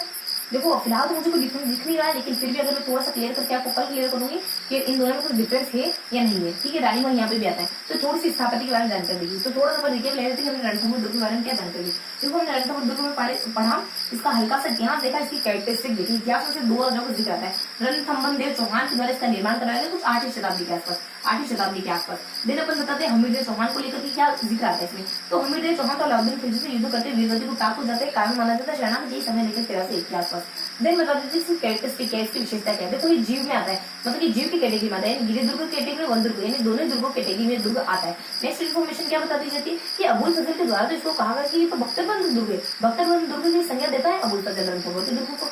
देन सेकंड बात आ जाती है, मतलब कि हमारी थर्ड बात आ जाती है स्थापत्य से जुड़ी, यानी यहाँ पर कौन कौन सी चीजें पाई जाती है, कौन कौन सी चीजें अवस्थित है रणथंभौर के दुर्ग में। फिर कहा जाती है कि हर सजा को कम से कम 32 बार तो सहन करना ही चाहिए। कोई भी सजा जो उसको 32 बार तो सहन करना ही चाहिए, मतलब कि यहाँ पर सहन करना चाहिए, मतलब कि पी जाना चाहिए। यानी सजा के अपमान के गुट को कम से कम 32 बार तो पी जाना चाहिए, मतलब कि सहन करना चाहिए, मतलब पी जाना चाहिए। तो देखो वहां से अपने हमीर महल आता है, और हमीर की कचहरी में जाता है, रानी महल आ जाता है, सबसे अपने कुछ सुपारी महल आ जाता है, फिर अपने जोगी महल आ जाता है, फिर 32 खंभों की छतरी आ जाती है, पीर सदरुद्दीन की दरगाह आ जाती है, उसके बाद अपने गणेश मंदिर आ जाता है। तो इस तरीके से इसकी हल्की सी इन्फॉर्मेशन थी रणथंभौर दुर्ग के बारे में। देखो अब क्या देखने वाले अपन, तो हमने 3 दुर्ग कवर कर लिए। सबसे पहले हमने चित्तौड़गढ़ के दुर्ग को क्लियर करा, उसके बाद कुंभलगढ़ के दुर्ग को क्लियर करा, उसके बाद रणथंभौर के दुर्ग को क्लियर करा, उसके बाद हल्की सी इन्फॉर्मेशन, ज्यादा जानकारी नहीं, बस सिवाना का दुर्ग जो कि जालौर में अवस्थित है। रणथंभौर का दुर्ग का है सोनपुर में। तो यहाँ जाएगा अपने कुछ सिवाना दुर्ग के बारे में। देखो पढ़ने वाले अपन सिवाना दुर्ग जो कि अपने मारवाड़ का शरण स्थल माना जाता है, मारवाड़ के राजाओं की शरण स्थल के नाम से जाना जाता है। तो सिवाना दुर्ग में भी अपन इसी तरीके से देखने वाले, थोड़ा सा इतिहास देखेंगे 1-2 राजाओं के बारे में, उसका इसकी कैरेक्टरिस्टिक देखने वाले। देखो इसका इतिहास किससे जुड़ा हुआ है, किन राजाओं से इसका इतिहास जुड़ा हुआ है, ये देखेंगे अपन। उसके बाद इसकी क्या क्या कैरेक्टरिस्टिक है, जो कि मैंने अभी एक तो बता ही दी विशेषताएं कि ये है ना मारवाड़ के राजाओं की शरण स्थली के रूप में जाना जाता है। देखो छप्पन और बातें हैं जो कि बातें क्लियर करेंगे, मतलब जस्ट अभी क्लियर करना है। इतिहास मतलब कि सिर्फ और सिर्फ 2 राजाओं का जिक्र होता है यहाँ पे। किसका होता है, सर्व का होता है, स र व, बस र साइलेंट हो जाता है उसमें। देखो यहाँ होता है अपने शीतल देव, फिर अपने जिक्र होता है वीरम देव, वीर नारायण, फिर अपना होता है वीरम देव, ठीक है, वीरम देव भी होता है, वीरम देव। देखो इन राजाओं के बारे में क्या जिक्र होता है। शीतल देव के बारे में हल्की सी जानकारी होती है कि शीतल देव के द्वारा 954 में इसको बसाया गया था, 954 में बसाया। उसके बाद नेक्स्ट इन्फॉर्मेशन होती है वीर नारायण के बारे में। देखो वीर नारायण जो कि कानड़ देव के भतीजे, यही इनकी पहली उपलब्धि, क्योंकि कानड़ देव के द्वारा कौन से वंश के महान शासक है, जालौर के चौहान वंश में आते हैं कानड़ देव चौहान। इनके बेटे जो होते हैं ना वीरम देव, ये तो अपने वीरम देव, हाँ ये तो अपने वीरम, ठीक है। तो वीरम देव जो होते हैं ना फिरोजा से शादी करने के लिए इनकार कर देते हैं। वैसे ये वीरम देव कोई सेपरेट होंगे, क्योंकि इनके बेटे वीरम देव तो कुछ सेपरेट है, और ये तो इनके पता चलता है कि कानड़ देव के भतीजे है, बेटे नहीं है। तो वीरम देव के भतीजे का नाम भी वीरम देव ही होगा। देखो इतना मुझे भी स्पष्ट क्लियर नहीं, मैं स्पष्ट कह दूं, लेकिन देखो यहाँ इतफाक से मैंने देखा कि ये नाम भी वीरम देव ही है, और इनके बेटे का नाम भी विरम देवी। वो फिरोजा से शादी करने के लिए इनकार कर देते हैं। जस्ट अपन पहले पढ़ के आए, फिरोजा से शादी करने के लिए इनकार कर देते हैं। ये कारण माना जाता है कि कानरदेव चौहान और लखनदेव खिलजी में झड़प होती थी। ये बात कौन कहता है? ये मोहम्मद नैन्सी कहते हैं। लेकिन बाकी सब क्या कहते हैं कि कानरदेव चौहान ने लखनदेव खिलजी को गुजरात जाने के लिए रास्ता नहीं दिया था, तो ये कारण माना जाता है इन दोनों की लड़ाई का। तो इस तरीके से विद्वानों में कॉन्ट्रडिक्शन है कि कारण क्या है बेसिकली। लेकिन अपने विरमदेव यहाँ गिवन है एक एक्यूरेट, देखो मैं लाइन बाय लाइन चल रही हूँ, एक भी लाइन को इधर से उधर नहीं है। तो विरमदेव जो माने जाते हैं कानरदेव के भतीजे, यहाँ पे कानरदेव के भतीजे, कानरदेव के भतीजे माने जाते हैं। उसके बाद सेकेंड इन्फॉर्मेशन इनके बारे में गिवन होती है कि विरमदेव जो कि अपने अलाउद्दीन के समकालीन होते हैं, अलाउद्दीन के समकालीन माने जाते हैं। और समकालीन माने जाते हैं तो अलाउद्दीन क्या करा कि अलाउद्दीन के समकालीन थे, तो कुछ अलाउद्दीन से युद्ध करते हुए वीरगति को प्राप्त हो जाते हैं। यही कुछ 1310 के आसपास सिवाना दुर्ग अलाउद्दीन के कब्जे में चला जाता है। तो ये दो राजाओं के बारे में बेसिक इन्फॉर्मेशन थी कि ये कौन कौन से राजा थे। उसमें शीतलदेव राजा थे, तो उसका अपने विरमदेव राजा थे। तो हल्का सा इतिहास था। अब देखने वाले इसकी कैरेक्टरिस्टिक के बारे में, यानी इसकी विशेषता के बारे में। देखो अपने सिवाना दुर्ग की विशेषता क्या है? देखो तीन विशेषता मानी जाती है। एक तो अपने 56 पहाड़ में बना हुआ है, 56 पहाड़ में बना हुआ है। और सेकेंड अणखंड राज के अणखलो का दुर्ग कहलाता है, अणखलो का दुर्ग कहलाता है। और इन्फॉर्मेशन होती है तीसरी बात होती है अपने सिवाना दुर्ग के बारे में कि ये मारवाड़ का आश्रयदाता माना जाता है। किसको आश्रय दिया था इसने? मारवाड़ के आश्रयदाता के रूप में अपन देखें तो किसको आश्रय देता है? आश्रयदाता ये दो व्यक्ति को देता है, एक मालदेव को देता है, दूसरा देता है चंद्रसेन को। देखो मालदेव भागे थे अपने चंद्रसेन को शेषासुरी से युद्ध में, यानी गिरिसुमन के युद्ध में शेषासुरी, और ये भाग गए थे अपने मुगलों से संघर्ष में। तो ये बेसिक इन्फॉर्मेशन थी सिवाना दुर्ग के बारे में। तो सिवाना दुर्ग के बारे में कैसे जानकारी क्लियर करनी है उसको? तो सिवाना दुर्ग के बारे में जानकारी लिखनी है, सिवाना दुर्ग के इतिहास के बारे में जानकारी क्लियर करनी, सिवाना दुर्ग की कैरेक्टरिस्टिक के बारे में लिखना है। इतिहास क्या सिर्फ और सिर्फ दो राजाओं से जुड़ा हो, तो इतिहास एक शीतलदेव राजा थे, विरमदेव राजा थे। देखो शीतलदेव के बारे में अपने ना, देखो विरमदेव, शीतलदेव और वीर नारायण, तो अपने देखो वीर नारायण का जिक्र तो अपने वहां होता है रणथंभौर के चौहानों में होता है अपने वीर नारायण का जिक्र। वीर नारायण ना अपने कुछ गोविंद तृतीय होता है उनके वंशजों में आता है। तो यहाँ विरमदेव भी, ठीक है। तो अपने शीतलदेव के बारे में इन्फॉर्मेशन 954 के आसपास इन्होंने इस दुर्ग को बसाया था, सिवाना दुर्ग को बसाया था, जो कि जालोर में मौजूद है। विरमदेव जो कि कानरदेव के भतीजे थे, एक तो बात यही ऐसी थी। दूसरा बता दीजिए थे विरमदेव अलाउद्दीन के समकालीन थे, तो जिसको समकालीन होने का हरजान चुकाना पड़ा। 1310 में अलाउद्दीन खिलजी हमला कर देता है जालोर के दुर्ग पर, यानी जालोर यानी सिवाना के दुर्ग पर हमला कर देता है, उसको हड़प लेता है। और उसी बीच में ये अपने विरमदेव ना उसी दरमियान वीरगति को प्राप्त हो जाते हैं। और कुछ इसकी कैरेक्टरिस्टिक आ जाती है, विशेषता देती है। क्या विशेषता होती है कि 56 पहाड़ पर बसा हुआ है, और फिर अणखलो के दुर्ग के नाम से भी जाना जाता है। और ये मारवाड़ के जो शासक थे, मारवाड़ के जो राजा थे, उनका आश्रय स्थल माना जाता है, आश्रयदाता माना जाता है।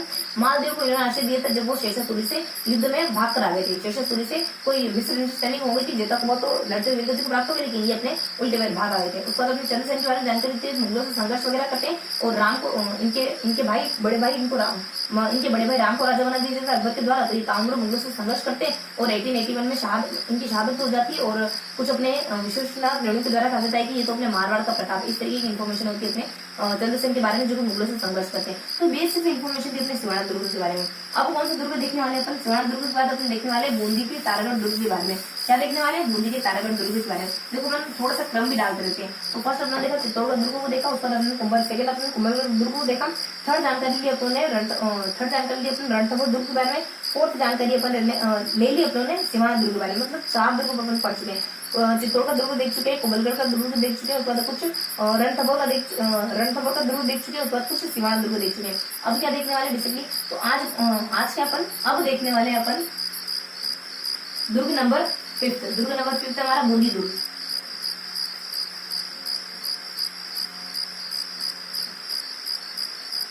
बूंदी का दुर्ग जो कि तारागढ़ के नाम से जाना जाता है बेसिकली। तो इसके बारे में कैसे देखने वाले? इसके बारे में ठीक वैसे ही देखने वाले हैं। 5 नंबर के दुर्ग के बारे में ठीक वैसे ही देखने वाले। सबसे पहले देखने वाले इसके इतिहास के बारे में, देन लिखने वाले हैं इसकी कुछ कैरेक्टरिस्टिक के बारे में, कुछ विशेषताओं के बारे में जानकारी कवर करने वाले हैं। इसकी कितनी विशेषताएं हैं? यहाँ कुछ 4 राजाओं का जिक्र होगा इतिहास में, और विशेषताओं में कुछ 3 विशेषताओं का जिक्र होगा।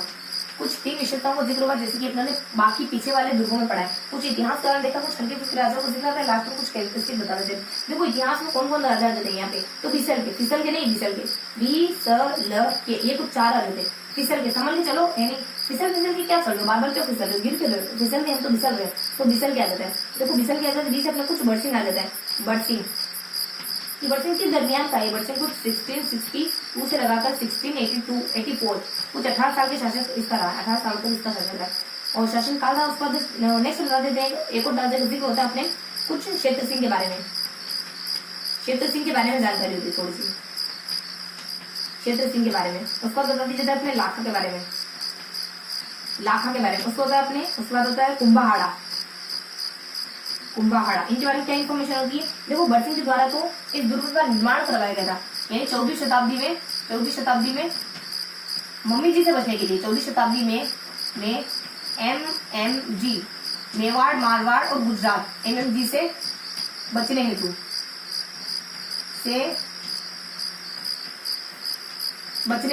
यानी कि 14वीं शताब्दी में MMG से बचने हेतु मम्मी जी से बचने के लिए अपने जो बरसिंह नामक शख्स होते हैं उनके द्वारा दुर्ग का निर्माण करवा दिया था। सेकेंड क्षेत्र सिंह इसको विजिट करने के लिए वीरगति को प्राप्त हो जाते हैं। विजय हेतु वीरगति, यानी विजय की प्राप्ति हेतु ये वीरगति को प्राप्त हो जाते हैं। इस दुर्ग को विजिट करने के लिए वीरगति को प्राप्त हो जाती है। नेक्स्ट बता दीजिए लाखा के द्वारा, तो ये लाखा अपने इनके पिता क्षेत्र सिंह इस दुर्ग को जीतने के चक्कर में मर जाते हैं। तो लाखा एक प्रतिज्ञा लेता है इस दुर्ग को जीतने की, लेकिन नहीं जीत पाता, प्रतिज्ञा लेने के बाद नहीं जीत पाता, तो नकली दुर्ग का निर्माण करता है, उसको फतह करता है। नकली दुर्ग का निर्माण, नकली और आत्मसंतुष्टि के लिए नकली दुर्ग का निर्माण बच्चे करते हैं ना, चीटी को मार करके, चीटी मजे नकली दुर्ग का निर्माण।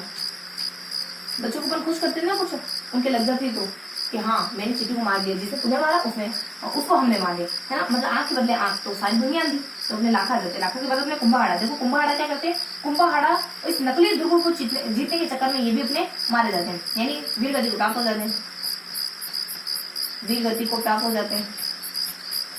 तो बेसिक इन्फॉर्मेशन थी इनकी इतिहास के बारे में। देखो इतिहास में क्या क्या कौन कौन से राजा आने वाले अपने फिसल के, अपन फिसल के नहीं कहते, यानी फिसल के कैसे चल रहे, बार गिर के चल रहे, पता नहीं क्या क्यों गिरो, शायद मैं चप्पलों को स्लीपरों को दिक्कत होगी, लेकिन वो फिसल के नहीं चल रहा है, वो फिसल के चल रहा है। तो देखो बरसिंह आ जाता है, बरसिंह के द्वारा, बरसिंह जो शासक है इनके द्वारा 14वीं शताब्दी में मम्मी जी से बचने के लिए दुर्ग का निर्माण करवा दिया था। उसको इसका शासनकाल देखे तो ये कुछ अपने 62 से लगाकर कुछ अपने 84 तक इसका शासनकाल आ जाता है। इस तरीके से कुछ अपने 62, 72 और 2 साल, 18 नहीं 22 साल तक, ठीक है। अपने 62 आ जाएगा, 72 आ जाएगा और फिर अपने 82 आ जाएगा, तो कुछ 20 और 20 बाद अपने 2 आ जाएगा, तो कुछ 22 सालों तक इनका शासनकाल रहा, 22 ईयर तक। उसके बाद नेक्स्ट होता है क्षेत्र सिंह। क्षेत्र सिंह देखो दुर्ग बनाते हैं, ये उसको जीतने के चक्कर में मारे जाते हैं और फिर इनके बेटे जाते हैं, नकली दुर्ग बनाते हैं कि मेरे पापा नहीं जीतता तो मैं जीत के जाऊंगा, नकली दुर्ग ही सही लेकिन मैं जीतूंगा। उसके बाद अगले राजा थे जो नकली दुर्ग के लिए भी वीरगति प्राप्त हो जाते हैं, अपने होते हैं वो कुंभाहाड़ा। तो इस तरह की बेसिक इन्फॉर्मेशन थी। 20 अपने बरसिंह था, उसका देश अपने क्षेत्र सिंह है, एस अपने लाखा देता है और केस अपने कुंभाहाड़ा देता है। तो ये था इसका बेसिक इतिहास जो हमने कवर कर लिया। अब अपन देखने वाले इसकी कैरेक्टरिस्टिक क्या है, इसकी विशेषता क्या है। देखो इसकी विशेषता क्या क्या है, इसकी विशेषता मानी जाती है कुछ 3 महत्वपूर्ण विशेषता मानी जाती है। पहली विशेषता क्या मानी जाती है इसकी कि ये ना ऐसा गिरिदुर्ग है, ऐसा गिरिदुर्ग जो धरती से आकाश के तारे के समान दिखता है, जो कितना ऊपर है, मतलब जो धरती से आकाश के तारे के समान दिखाई देता है। सेकेंड कैरेक्टरिस्टिक क्या होती है, सेकेंड कैरेक्टरिस्टिक इसकी विशेषता मानी जाती है कि उम्मेद के समय में जो चित्रकारी हुई थी, चित्रकला हुई थी, उम्मेद के समय विकसित जो चित्रशैली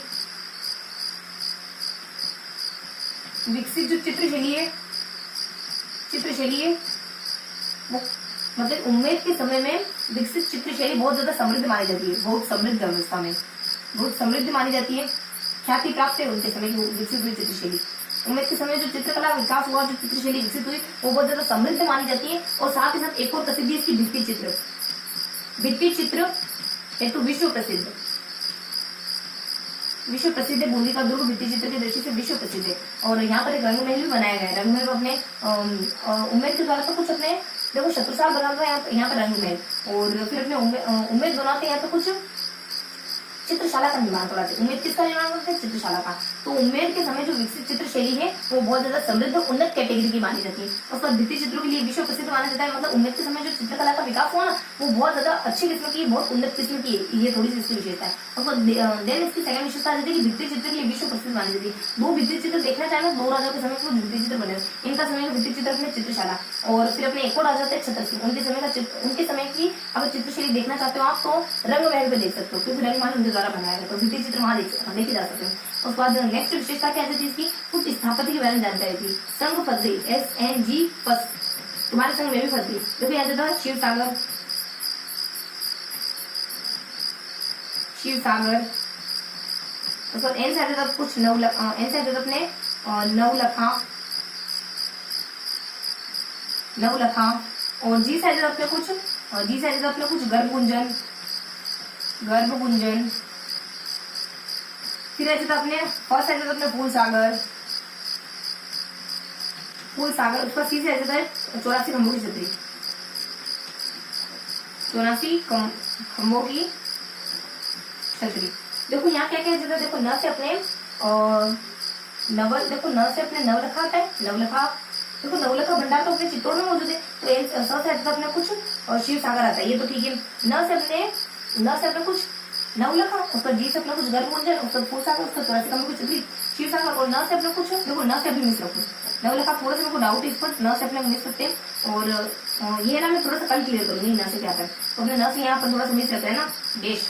तो ये अपना देखा थोड़ा सा बूंदी दुर्ग के कैरेक्टरिस्टिक के बारे में। देखो बूंदी दुर्ग की कैरेक्टरिस्टिक क्या देखी कि ऐसा गिरित दुर्ग है जो आप धरती से देखोगे तो आसमान के तारे के समान दिखाई देगा। तो उसको धरती से विशेषता क्या देखी, यहाँ की चित्रकला और चित्रशैली बहुत ज्यादा फेमस है। यही कुछ उम्मेद के समय बनी पाई जाने वाली चित्रशैली बहुत ज्यादा फेमस है। उम्मेद के समय जो विकसित हुई थी वो चित्रशैली बहुत ज्यादा फेमस है। देन बताते यहाँ के भित्ति चित्र भी बहुत ज्यादा विश्व प्रसिद्ध, बहुत ज्यादा प्रसिद्ध माने जाते हैं। मतलब इतनी ख्याति उनकी कि वो पूरे जग में जाने जाते हैं, विश्व प्रसिद्ध माने जाते हैं। उसके बाद नेक्स्ट बताते हैं कि संघ फस, ये बूंदी का जो दुर्ग है उसमें कुछ स्थापत्य की दृष्टि से इमारतें और कुछ महल वगैरह, कुछ तोप वगैरह ये सब रखी हुई। तो अपने कुछ यहाँ पे संघ फस आ जाता है। देखो संघ अपनी शिव सागर आ जाता है, न से अपने कुछ, देखो न से अपने कुछ नव सागर आ जाता है, नव सागर आता है शायद, नव सागर, हाँ नव सागर आता है। उसके बाद अपने जी से आ जाता है कुछ गर्भगुंजन आ जाता है। उसके बाद फर्स्ट अपना कुछ फूल सागर आ जाता है। उसको सीधे अपने 84 खंभों की छतरी आ जाती है। तो ये कुछ ऐसी चीजें जो बूंदी के दुर्ग में अवस्थित है, बूंदी के दुर्ग में मौजूद है। तो अपने शिव सागर, उसका नव सागर और नव सागर, उसके बाद अपने कुंभ गर्भगुंजन है, उसका फूल सागर, उसका 84 खंभों की छतरी है। तो ये सारी चीजें अपने बूंदी के दुर्ग में मौजूद है। अब अपन देखने वाले कुछ अगला दुर्ग। अगला दुर्ग कौन सा देखने वाले अपन, छठे नंबर का दुर्ग। छठे नंबर का दुर्ग देखने वाले अपन नाहरगढ़ का दुर्ग। क्या देखने वाले अपन, नाहरगढ़ का दुर्ग। अब देखने वाले अपन नाहरगढ़ दुर्ग। देखो नाहरगढ़ दुर्ग में अपन क्या देखने वाले, नाहरगढ़ दुर्ग में ज्यादा क्वेश्चन देखेंगे, सिर्फ और सिर्फ कुछ 5 कैरेक्टरिस्टिक बारे देखने वाले, सिर्फ और सिर्फ कुछ 5 कैरेक्टरिस्टिक आ जाएगी इसकी। तो सबसे पहले यहाँ आ जाएगी दो तो राजाओं का जिक्र होगा और 2 इसके नामों को लेकर बातचीत होगी और एक बातचीत ये कहाँ अवस्थित है, तो कुछ अरावली पहाड़ी परिस्थिति ये बता दिया जाएगा। देखो 2 राजा, एक तो माधो सिंह आएगा, माधो सिंह 9 पासवान न रानियों के लिए एक जैसा 9 महलों का निर्माण करता। माधो सिंह 9 पासवान रानियों हेतु 9 एक समान महलों का निर्माण, 9 एक समान महलों का निर्माण कराता है। सेकेंड इन्फॉर्मेशन, सेकेंड राजा कौन से होते हैं, सवाई जय सिंह, जो अपने मराठों से बचने के लिए इसका निर्माण कराते हैं। सवाई जय सिंह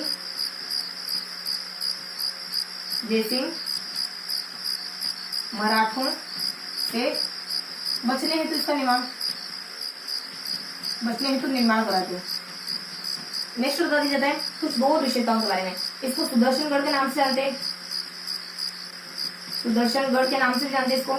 और नाहर सिंह भूमिया के नाम पर इसका नाम पड़ा, नाहर सिंह भूमिया। देखो इसको लेकर एक स्टोरी है, थोड़ी सी किन्नौती चलती है। क्या किन्नौती चलती है कि नाहर सिंह भूमिया नाम का कोई तांत्रिक वगैरह था, तो वो बहुत ज्यादा अड़चन वगैरह विघ्न वगैरह डालता था। तो अपने नाहर सिंह भूमिया उनमें कोई तांत्रिक वगैरह था, तो बहुत ज्यादा विघ्न डाला था। तो फिर अपने रत्नाकर पहुंचे करने कोई व्यक्ति होता है, रत्नाकर जो उसको है ना वहां से दूर करने में कामयाब हो जाता है। वहां से दूर अंबागढ़ में भेज देता है, तो वहां पर अंबागढ़ में भेज देता है। और अंबागढ़ का जो स्थान है ना, और वहां पर जाकर जो नाहर सिंह भूमिया है ना, ये लोक देवता के रूप में प्रसिद्ध हो जाता है। और ये अपने अंबागढ़ उसका प्रसिद्ध स्थान बन जाता है, लोक देवता बन जाता है वो। तो बेसिक से थोड़ी सी किन्नौती चलती है इसके बारे में, इस दुर्ग के बारे में, नाहर सिंह भूमिया के बारे में। और नेक्स्ट बताती जाती है इसकी अवस्थिति थी, अरावली की पहाड़ियों पर अवस्थित है, अरावली पहाड़ियां। तो हल्की सी इन्फॉर्मेशन थी नाहरगढ़ के बारे में। कुछ देखो 5 बातें थी, कुछ 5 पॉइंट थे। पहला पॉइंट अपने क्लियर कर लिया, माधो सिंह के द्वारा 9 पासवान रानियों के लिए 9 एक समान महलों का निर्माण करवाया गया है नाहरगढ़ दुर्ग में। उसके बाद नेक्स्ट बता दिया जाता है कुछ सवाई जय सिंह के द्वारा इसका निर्माण क्यों करवाया गया, क्योंकि वो मराठों से बचना चाहता था, मराठों से सुरक्षा चाहता था। इस दृष्टि को देकर के इस बात को ध्यान रखते हुए अपने सवाई जयसिंह जो है वो नाहरगढ़ दुर्ग का निर्माण कर देते हैं। नाहरगढ़ दुर्ग को सुदर्शनगढ़ दुर्ग के नाम से जाना जाता है। नाहर सिंह भूमिया के नाम पर इसका नाम नाहरगढ़ पड़ गया। और नाहरगढ़ दुर्ग कब बना? 1734 के आसपास बना। तो अपने सवाई जयसिंह द्वारा 1734 में दुर्ग का निर्माण करवाया जाता है। ठीक है, उसके बाद नेक्स्ट बता दीजिएगा अपने नाहर सिंह भूमिया। तो नाहर सिंह भूमिया के नाम पर इसका नाम पड़ा। नाहर सिंह भूमिया कौन है? तो नाहर सिंह भूमिया कोई साधु संत महात्मा था और बहुत अड़चन डाल रहा था। तो रत्नाकर पंडित ने उसको वहां से बेदखल करना, मतलब वहां से हटाने में कामयाब हो गया था, जहां पर अपने दुर्ग वगैरह बना था, ताकि समस्या हमारी जड़ से खत्म हो जाए। तो रत्नाकर पंडित ने उसको आंबागढ़ भेज दिया। तो आंबागढ़ तो उसका प्रमुख उद्देश्य स्थल बन गया। वो तो लोग उद्देश्य स्थल में ज्यादा जाने लगे। कोई चौबुर्जी गढ़ी वगैरह कोई पर्टिकुलरली स्थान होता है, वो पर्टिकुलरली बताया, वो चौबुर्जी गढ़ी करके कोई स्थान होता है, वहां पर ये लोग रूप में पूछ जाने लग जाते हैं। थोड़ा सा हल्का जिक्र होता है उस स्थान का। तो ये हल्की सी जानकारी थी अपने नाहरगढ़ दुर्ग के बारे में। अब अपन देखने वाले हैं दुर्ग नंबर 7। उसका अपना 7 और 8 बस 2 दुर्ग और बच्चे अपने। तो दुर्ग नंबर 7 में किस दुर्ग को क्लियर करने वाले अपन? दुर्ग नंबर 7 में क्लियर करने वाले अपन तारागढ़, गढ़बितली, अजमेर के बारे में। तारागढ़, गढ़बितली, अजमेर के बारे में। तो यहाँ पर दुर्ग नंबर 7 तारागढ़, गढ़बितली, अजमेर। देखो इसमें अपन क्या देखने वाले? इसमें अपन कुछ दो तरीकों से पढ़ने वाले। फर्स्ट ऑफ ऑल अपन देखने वाले कुछ 3 शख्स का जिक्र, 3 व्यक्ति विशेष। इससे क्या चीजें आपको याद रहेगी, थोड़ा सा इसको डिवाइड कर देना। व्यक्ति विशेष के बारे में पढ़ने वाले, देन इसकी कैरेक्टरिस्टिक के बारे में, यानी विशेषताओं के बारे में देखने वाले। देखो इसके 3 शख्स कौन कौन से थे? वो यहाँ से अपने के वो क बी, यानी कभी कभी वोक भी कर लिया करो, वो क बी। देखो यहाँ से विठल। देखो यहाँ पे अपने विठल जो होते हैं, विठल सिंह, विठल दास, विठल। देखो विठल नाम के शख्स होते हैं। बताया जाता है कि विठल नाम के शख्स जो है ये दुर्गाध्यक्ष थे। तो इसी वजह से ये दुर्गाध्यक्ष थे, विठल दुर्गाध्यक्ष थे इसके अजमेर के तारागढ़ दुर्ग के। ये कोई अपने शाहजहां के समय काल के दौरान। तो अपने विठल दास दुर्गाध्यक्ष थे शाहजहां के समय काल के दौरान, जहां के समय में। तो विठल दास को दुर्गाध्यक्ष की पदवी संभालते थे शाहजहां के समय में। इसी वजह से दुर्ग को गढ़बितली, ये कारण बताया गया है कि गढ़बितली के दुर्ग के नाम से जानते। और साथ ही साथ अपन बता देते कि दुर्ग को अजमेर के नाम से जानते। अजमेर साथ ही साथ ये भी डिस्कस कर लेते हैं। तो कोई विठल दास नाम के कोई व्यक्ति थे, तो जो दुर्ग के अध्यक्ष थे शाहजहां के समय काल के दौरान। तो ये है ना गढ़बितली के नाम से जाने लग गया, लेकिन हम बताते थे कि अजमेर के नाम से भी जाना जाता है। तो दोनों जानकारी अपने साथ में क्लियर हो गई। उसके बाद नेक्स्ट जानकारी बता देते केस है। देखो यहाँ से अपने कर्नल जेम्स टोड क्या कहते हैं? कर्नल जेम्स टोड कहते हैं। मुझे ज्यादा तो नहीं पता, पर मेरे अनुसार इस दुर्ग का निर्माण अजयराज चौहान ने करवाया। उसके बाद अपने आ जाते 20 अपने विलियम बेंटिंग, जो 1832 में भारत आते हैं। विलियम बेंटिंग 1832 क्या कहते हैं? ओहो दुनिया का दूसरा जिब्राल्टर। दुनिया का दूसरा जिब्राल्टर, दुनिया का दूसरा सेकेंड जिब्राल्टर। इस तरीके की बात कहते हैं अपने विलियम बेंटिंग। तो ये थी इसकी 3 व्यक्ति विशेष से जुड़ी हुई बात है। देखो 20 अप्रैल क्या देखिए, 20 अप्रैल विठल दास के बारे में देखा, 23 अप्रैल कर्नल जेम्स टोड के बारे में देखा, 20 अप्रैल विलियम बेंटिंग के बारे में देखा। विठल दास जो दुर्गाध्यक्ष रहे थे अपने शाहजहां के शासनकाल के समय। तो इसी वजह से इस दुर्ग को गढ़बितली के नाम से जाना जाता है। एक और इन्फॉर्मेशन है कि दुर्ग को अजमेर के नाम से भी जाना जाता है। उसका सेकंड इन्फॉर्मेशन है केस अपने कर्नल जेम्स टोड के बारे में। कर्नल जेम्स टोड कहते हैं कि मुझे ज्यादा जानकारी नहीं है, लेकिन देखो ये अपनी तरफ से तो कहते हैं ना अजयराज चौहान के द्वारा इसका निर्माण करवाया। एग्जैक्ट ये बात नहीं कहते, बस ये कहते हैं अजयराज चौहान के द्वारा इसका निर्माण करवा दिया। उसको विलियम बेंटिंग जो 1832 में भारत आए, उन्होंने कहा, इसको देखते ही कहा और दुनिया का दूसरा जिब्राल्टर। तो अपने वी के अपने विठल आ जाते, कर्नल बेटी कर देते हैं। तो हल्की से इन्फॉर्मेशन की, हल्की से थोड़ी जानकारी दी अपने 3 व्यक्ति विशेष के बारे में। अब इसकी विशेषता क्या है? देखो यहाँ पे विशेषता सिर्फ और सिर्फ यही विशेषता है कि यहाँ पर कुछ चीजें, यानी कि यहाँ पर कुछ बुर्जे पाई जाती है। तो यहाँ पर कुछ 14 बुर्जे। तो कितनी बुर्जे हैं यहाँ पर? तो यहाँ पर कुछ 14 बुर्जे।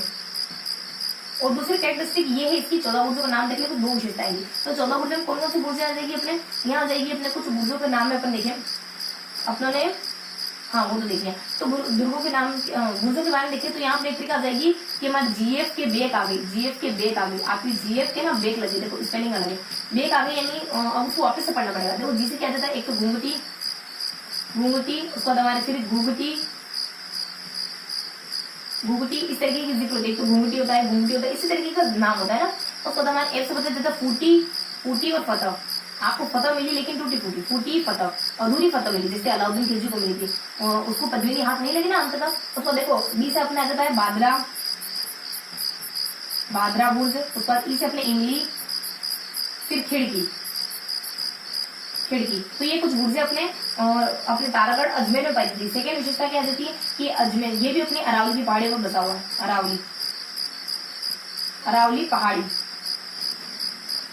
अरावली पहाड़ियां। बस यहाँ की इन्फॉर्मेशन थी इनकी विशेषताओं के बारे में। देखो 14 बुर्ज पाई जाती है यहाँ पर, उनमें से कुछ बुर्जों का नाम जीवन है। कौन कौन सी बुर्ज जाती है? देखो अपने जैसे आ जाता है अपने घुंगटी और घुघरी और घुगटी, घुंगरी और घुगटी, उसके बाद ऐसे बता देते हैं फूटी और फतह, फिर अपने फिर बता देते हैं बी ई के, यानी बेक आ गई। बेक मतलब कि यहाँ बता देते कुछ बादरा बुर्ज के बारे में, इमली बुर्ज के बारे में, खिड़की बुर्ज के बारे में, और ये अरावली की पहाड़ी पर स्थित है दुर्ग। इस तरीके की हल्की सी इन्फॉर्मेशन होती है अपने कुछ तारागढ़ गढ़ अजमेर के बारे में। यहाँ अपने 3 व्यक्ति के बारे में देखा, यहाँ अपने कुछ कैरेक्टरिस्टिक के बारे में देखा, कुछ विशेषताओं के बारे में देखा। अब पढ़ने वाले अपन नेक्स्ट दुर्ग। नेक्स्ट दुर्ग यानी हमारा आज के पार्ट का हमारा लास्ट दुर्ग, जो कि अपने मेहरानगढ़ दुर्ग के नाम से जाना जाता है। मेहरानगढ़ दुर्ग में अपन क्या क्या इन्फॉर्मेशन लेने वाले हैं? देखो मेहरानगढ़ दुर्ग में अपन लेने वाले हैं, यहाँ जाता है अपने मेहरानगढ़ दुर्ग, मेहरानगढ़ दुर्ग। देखो मेहरानगढ़ दुर्ग स्थापत्य की दृष्टि से बहुत ज्यादा समृद्ध है। तो इसको कैसे देखने वाले? तो यहाँ पर देखने वाले कुछ 5 अदर जानकारियों के बारे में, मतलब ये भी विशेषता ही, ये भी विशेषता ही है, लेकिन फिर भी देखेंगे 5 सामान्य सी बातें देखेंगे, सामान्य जानकारी देखेंगे। और यहाँ पर अपन स्थापत्य के बारे में, यानी इसकी कुछ विशेषताएं और स्थापत्य, सामान्य जानकारी इसको अपन विशेषताएं कह देते हैं और इसको अपन स्थापत्य कह देते हैं अलग से। उसको विशेषता नहीं कहेंगे, उसको स्थापत्य कह देंगे, पर्टिकुलरली स्थापत्य जैसे वहां पे। तो यहाँ जाएगा कुछ इसकी विशेषताएं, कुछ 5 मोटा मोटी बड़ी बड़ी विशेषताएं इसकी। उसके बाद फिर बताते जाते स्थापत्य के बारे में, स्थापत्य के बारे में। स्थापत्य की दृष्टि से ये बहुत समृद्ध माना जाता है। देखो इसकी विशेषता क्या जाती है? पहली बात तो अपन देख रहे हैं, हल्की सी विशेषता आ जाती है कि ये चिड़िया तो पहाड़ी पर बना हुआ गिरिदुर्ग, चिड़िया तो पहाड़ी पर बना हुआ गिरिदुर्ग है। सेकंड बात बताई जाती है, इसको गढ़ चिंता इतना ऊपर है कि इसको है ना मजा, कि इसको देखने में ज्यादा मजा आ जाए। मतलब कि मयूर ध्वज और गढ़ चिंतामणि, यानी ये सब गढ़ों की चिंता है, गढ़ चिंतामणि के नाम से भी जाना जाता है। बस ये जिस इन्फॉर्मेशन होती है इसके बारे में। और फिर बताते हैं इसको गढ़बड़ियों मेहरान भी कहते हैं, गढ़बड़ियों देख लेते हैं अपन, गढ़बड़ियों मेहरानगढ़। तो अगर गढ़ बनना हो तो मेहरानगढ़ का दुर्ग बनो, गढ़बड़ियों मेहरान। और फिर बताया जाता है, देखो ये 2 विशेषता हुई। उसका हल्की सी जानकारी और होती है इसके बारे में कि ये लाल पत्थरों से बना है, लाल बलुआ पत्थर। और 2 जानकारी राजा महाराजा से जुड़ी हुई। एक तो राजा माने जाते हैं इससे जुड़े हुए, अपने मेहरानगढ़ दुर्ग से जुड़े हुए राजा माने जाते हैं राव जोधा। एक और शख्स माने जाते हैं अपने राव मानसिंह। इन 2 राजाओं का जिक्र होता है। राव जोधा ने तो क्या करवाया, इसका निर्माण करवाया 1459 में। और राव मानसिंह ने क्या करवाया, मानसिंह प्रकाश पुस्तकालय, मानसिंह प्रकाश लाइब्रेरी है यहाँ पर, मानसिंह प्रकाश नाम से एक पुस्तकालय है, मानसिंह प्रकाश पुस्तकालय। उसके बाद नेक्स्ट इन्फॉर्मेशन, यानी इसकी स्थापत्य से जुड़ी कितनी बातें आएंगी? देखो 5 बातें होगी, 5 कैरेक्टरिस्टिक हुए। अब इसकी स्थापत्य से जुड़ी कितनी बातें आएंगी? इसकी स्थापत्य से जुड़ी कुछ 4 बातों का जिक्र होगा। पहली बात तो इसकी इमारतें वगैरह जाएगी, फिर डबल से इमारतों का जिक्र करते हैं, सेपरेट बताते हैं कि ये इमारतें अलग से पाई जाती है। तो कुछ विशेष राग हो इमारतों के बारे में। लेकिन अगर अपन मर्ज करना चाहे तो अपन 3 कैरेक्टरिस्टिक कह सकते हैं। इमारतों का 2 बार जिक्र होता है, तो इमारतें एक ही बार कर लेते हैं अपन। तो कुछ इमारतें पाई जाती है यहाँ पे, उसके बाद सेकेंड कुछ तोपें पाई जाती है यहाँ पे, और थर्डली कुछ मंदिर पाए जाते हैं यहाँ पे। तो अपन 4 करके 3 ही कर लेते हैं। तो कौन कौन सी इमारतें पाई जाती है यहाँ पे? देखो इमारतों के लिए अपन कह देते हैं कि यहाँ जाता है कि मैं तो सेफ हो गया हूँ, तू BST से कर ले, तू नौकरी के लिए BST से कर ले, मेरी तो नौकरी लग गई, ठीक है। तो यहाँ पे ये है ना इमारतें होती, मतलब कुछ इमारतें या महल, ये अपने महल है। लास्ट में अपने कुछ इमारतें बताई जाती है, थोड़ी सी अलग जानकारी। देखो अपन थोड़ा सा सेपरेट ही देखते हैं इसका मतलब। तो अपने में से ये ना महल है और ये अपनी इमारत है, तो कुछ अंतर हो सकता है हल्का फुल्का। तो देखो में से अपने क्या देता है, देखो यहाँ बताया जाता है अपने कुछ मोती महल, फिर अपने म से बता देते हैं कुछ, बस म से मोती महल। उसका अपने श्रृंगार आ जाता है फतेहजल फूल। देखो अपने श्रृंगार महल आ जाता है। फिर श्रृंगार कैसे लिखते हैं, ऐसे, ना कि ऐसे, ठीक है। तो यहाँ जाता अपने कुछ मोती महल आ जाएगा, उसका अपने श्रृंगार महल आ जाएगा, श्रृंगार महल आ जाएगा। उसके बाद फिर अपने बता दें एक से फतह भी आ जाएगा और एक से कुछ अपना फूल महल भी आ जाएगा। तो यहाँ पे हमने फतह भी आ जाएगा, फतह महल भी आ जाएगा, उसका फूल महल भी आ जाएगा। तो ये कुछ 4 महल पाए जाते हैं। उसके बाद देखो कुछ इमारतें पाई जाती है यहाँ पे। इमारतें क्या पाई जाती है? BSTC में तो सेफ हूँ, तो BSTC का BSTC कौन कौन सी आ जाएगी? यहाँ बचना आ जाएगा, बचना उसके बाद अपने बचना आ जाएगा, उसके बाद अपने ऐसे आ जाएगा कुछ अपने श्रृंगार, उसका तीसरा आ जाएगा कुछ अपने, तीसरा जाएगा अपने तख्त, ये इमारतें हैं। तीसरा जाएगा अपने चोखे लाओ।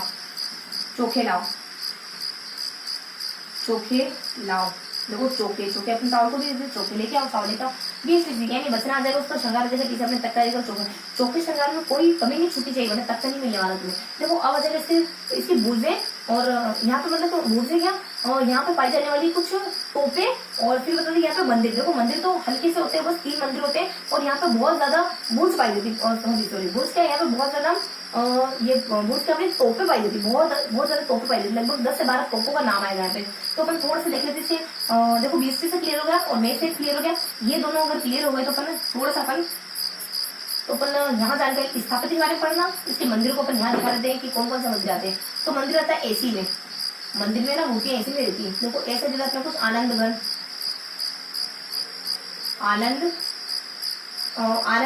देखो यहाँ अपने आनंद मुरारी, आनंद घन मंदिर आ जाता है। उसके बाद सी से अपने आ जाते हैं कुछ, देखो सी से अपने बता देते हैं आनंद घन। उसके बाद अपने चामुंडा माता मंदिर आ जाता है। उसके बाद अपने मुरारी और मनोहर, मुरारी नाम का लड़का बहुत ज्यादा मनोहर है, मुरारी और मनोहर बहुत ज्यादा आकर्षक है, मुरारी और मनोहर, ये कुछ मंदिर पाए जाते हैं। अब देख लेते हैं अपन जो कि अपनी तोपे हैं। तोपों में कौन कौन सी तोपे आ जाती है? यहाँ पे देखो तोपे में आ जाती है कि यहाँ अगर काश, जम, देखो काश जम आ जाता है। उसके बाद अपने फिर अपने दब आ जाता है, फिर अपने मर आ जाता है, पर जी आ जाता है। और कैसे मतलब काश में कैसे उसको जमता, उसको घर में कैसे जमता, जिस घर में उसको दब के मर के जीना पड़ा था। तो कैसे जमता उसको उस घर में कैसे जमता, क्योंकि उसको दब के मर के जीना पड़ा था। तो जब मत आती अपने साइलेंट कर देते, इस तरीके से। देखो कैसे क्या जाता, किलकिला, ये सारी तोपे हैं। कैसे अपने किलकिला, कैसे कड़क बिजली भी आता है, कड़क बिजली भी आता है।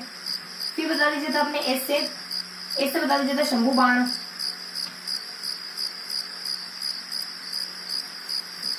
उसके बाद अपने कुछ जी से बता दिया जाता है गजनी खान।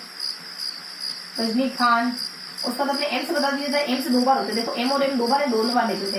एम से बता दीजिए था अपने मीर बख्श, और फिर अपने मसूर जी, मीर बख्श। देखो मीर के बाद होता है अपने कुछ मीर करके कुछ होता है। उसके बाद फिर होता है अपने मसूर जी नहीं, अपने कुछ मुसरत, फुर्सत और मुसरत। उसके बाद फिर बता दीजिए अपने डी के बारे में। डी से होता है अपने धुनी, मतलब धड़ नहीं होता है, धुनी होता है, धुनी धाणे। उसके बाद फिर होता है अपने बी से, देखो धुनी धारण के बाद अपने बी से बता दीजिए कुछ बिच्छू बाण। फिर बता देते अपन एम तो बता दिया, रस बता दीजिए रहस्य कला। देखो जी भी 2 बार आता है, देखो के 2 बार आता है, एम तो 2 बार लिख लिया अपनों ने, उसका जी भी 2 बार आता है। यहाँ से अपने कुछ गजब खाओगे ना, मतलब मिठाई खाओगे ज्यादा तो आप फूल के गुब्बारा हो जाएंगे, गुब्बार। तो ये बेसिक से कुछ इन्फॉर्मेशन थी अपने, यानी कुछ कैरेक्टरिस्टिक थी अपने मेहरानगढ़ दुर्ग को लेकर। तो कितनी विशेषता आती है? तो यहाँ 1, 2, 3 और 4 विशेषता आती है। चारों स्थापत्य से जुड़ी जानकारी है। यहाँ पर कौन कौन से मंदिर पाए जाते हैं, यहाँ पर कौन कौन सी इमारतें पाई जाती है, और इमारतें क्या महल, यहाँ पर कौन कौन से महल पाए जाते हैं, यहाँ पर कौन कौन सी तोपे रखी हुई, ये सारी तोपे हैं। और सब यहाँ पे कौन कौन सी इमारतें पाई जाती है। तो इस तरीके से अपने हल्की जानकारी। ये अपने मंदिर है, तो ये अपना कुछ मंदिर है, तो ये अपना कुछ महल वगैरह है, तो ये वाली अपनी सारी तोपे हैं। और लास्ट में कुछ अदर इमारतें, देखो और भी कुछ इमारतें बनी होंगी मंदिरों के अलावा, और अपने इनके तोपों के अलावा, और कुछ अपने महलों के अलावा। तो अपने मंदिर और महल और कुछ अदर इमारतें, मंदिर और महलों के अलावा भी कोई अदर इमारतें हो सकती है, होगी, और अपने कुछ तोपे वगैरह तो नहीं सही। देखो अपने एसी में यहाँ पे मंदिर, आनंद का मंदिर बना हुआ, उसको चामुंडा माता का मंदिर बना, और वहां से मुनारी भेजते थे, वहां से अपने मनोहर भेजते थे मंदिर में। उसको तो देखो मैं सेफ, मैं तो सेफ हूँ, तू बीएसटी से कर, तो मैं सेफ में क्या जाता है, अपने मोती महल आ जाता है, उस पर अपने कुछ एम से मोती महल आ जाएगा, उस पर एस से अपने श्रृंगार आ जाएगा, एस से अपने फतह भी आ जाएगा, फूल भी आ जाएगा। यानी अगर आपकी फतह होगी ना तो आपको मोतियों से और फूलों से श्रृंगार करा जाएगा, आपको मोतियों से और फूलों से श्रृंगार करा जाएगा। अगर पता होगी तो मोतियों फूलों से आपकी माला पहनेंगे, मोतियों फूलों से आपको उस पर अच्छी वजह से, अगर आप परीक्षा में अच्छे से अव्वल आ गए, अच्छे से मतलब कि क्लियर कर ली एग्जाम, अच्छे से क्लियर कर लिया, तो यहाँ जाते कुछ बुर्जे के कुछ यहाँ पे ना तोपे रखी, कुछ तोपे रखी प्रमुख, तो कैसे जमता उस घर में, उसको दब के मर के जीना पड़ा था इस घर में, उस घर में वो कैसे रह लेती, कितने दिन रह लेती, तलाक तो होना ही था। तो यहाँ जब अपने देखो कैसे किलकिला के जैसे कड़क भी रहते, फिर बता दीजिए अपने कुछ स से कौन सी तोप आती है अपने, कुछ स से अपने, देखो स से शंभू बाण, शंभू, देखो जनरली शंभू व्यक्ति दूध वाले का नाम रहता है, तो ध्यान रखना है कैसे किलकिला देता है, कैसे कड़ा देता है, जैसे अपने शंभू बाण होता है। जी से अपने बता दीजिए कुछ गजनी खान के बारे में, इनसे अपने मीर के बारे में, और इनसे अपने मुसरत तो मीर आ जाएगा, उसका मुसरत आ जाएगा। डी से अपने धूमी धान के बारे में बता देता है, डी से अपने बिच्छू के बारे में, बिच्छू बाण के बारे में बता देता है, और एम तो अपन देख चुके नरस कला के बारे में। जी से अपने कुछ लास्ट में अपन कुछ गजर खाएंगे तो गुब्बार, फूल के गुब्बार हो जाएंगे, इस तरीके से अपने कुछ कोटे आ जाती है।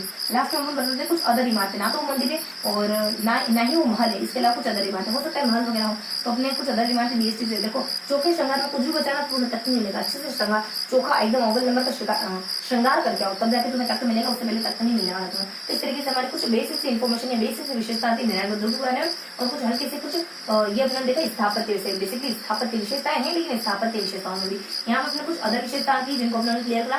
तो इस तरीके से हमने नारायणगढ़ दुर्ग को भी अच्छे से पढ़ लिया। तो इस तरीके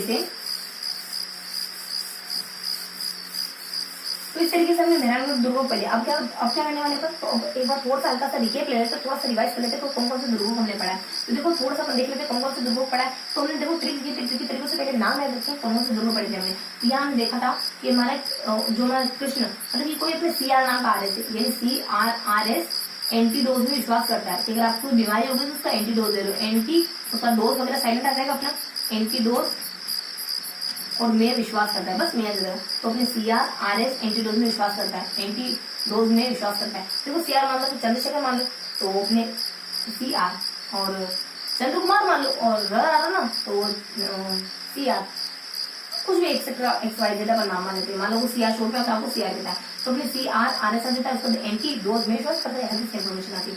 तो कौन कौन से दुर्ग देखिए हमने, सबसे पहले अपना क्लियर था चित्तौड़गढ़ का दुर्ग, सेकेंडली अपने पढ़ा था कुछ कुंभलगढ़ के दुर्ग के बारे में, सेकंड जानकारी ली थी हमने कुंभल सी के, देखो कृष्ण कुमार आप, ठीक है। तो अपने कुछ चंद्र कुमार लग जाता है, चंद्रशेखर भी कह सकते अपने, और चंद्र कुमारी कहेंगे, ठीक है। तो अपने यहाँ जाता है कुछ कुंभलगढ़ दुर्ग के बारे में, कुंभलगढ़ दुर्ग के बारे में। फिर अपने देखा रणथंभौर दुर्ग के बारे में, फिर अपने जानकारी ली सिवाना दुर्ग के बारे में, फिर अपने जानकारी ली सिवाना के बाद अपने आ जाता है, सिवाना के बाद अपने NT की ना, तो NT देखो सिवाना के बाद तो अपने कुछ सिवाना के बाद अपने CRRS भी से अपने बूंदी दुर्ग के बारे में, फिर नाहरगढ़ दुर्ग के बारे में, फिर अपने नाहरगढ़ दुर्ग के बाद जानकारी ली तारागढ़ अजमेर, गढ़ बिजली वाला जो अजमेर है ना, तारागढ़ जो गढ़ बिजली अजमेर है उस दुर्ग के बारे में। लास्ट में हमने देखा मेहरानगढ़ दुर्ग के बारे में।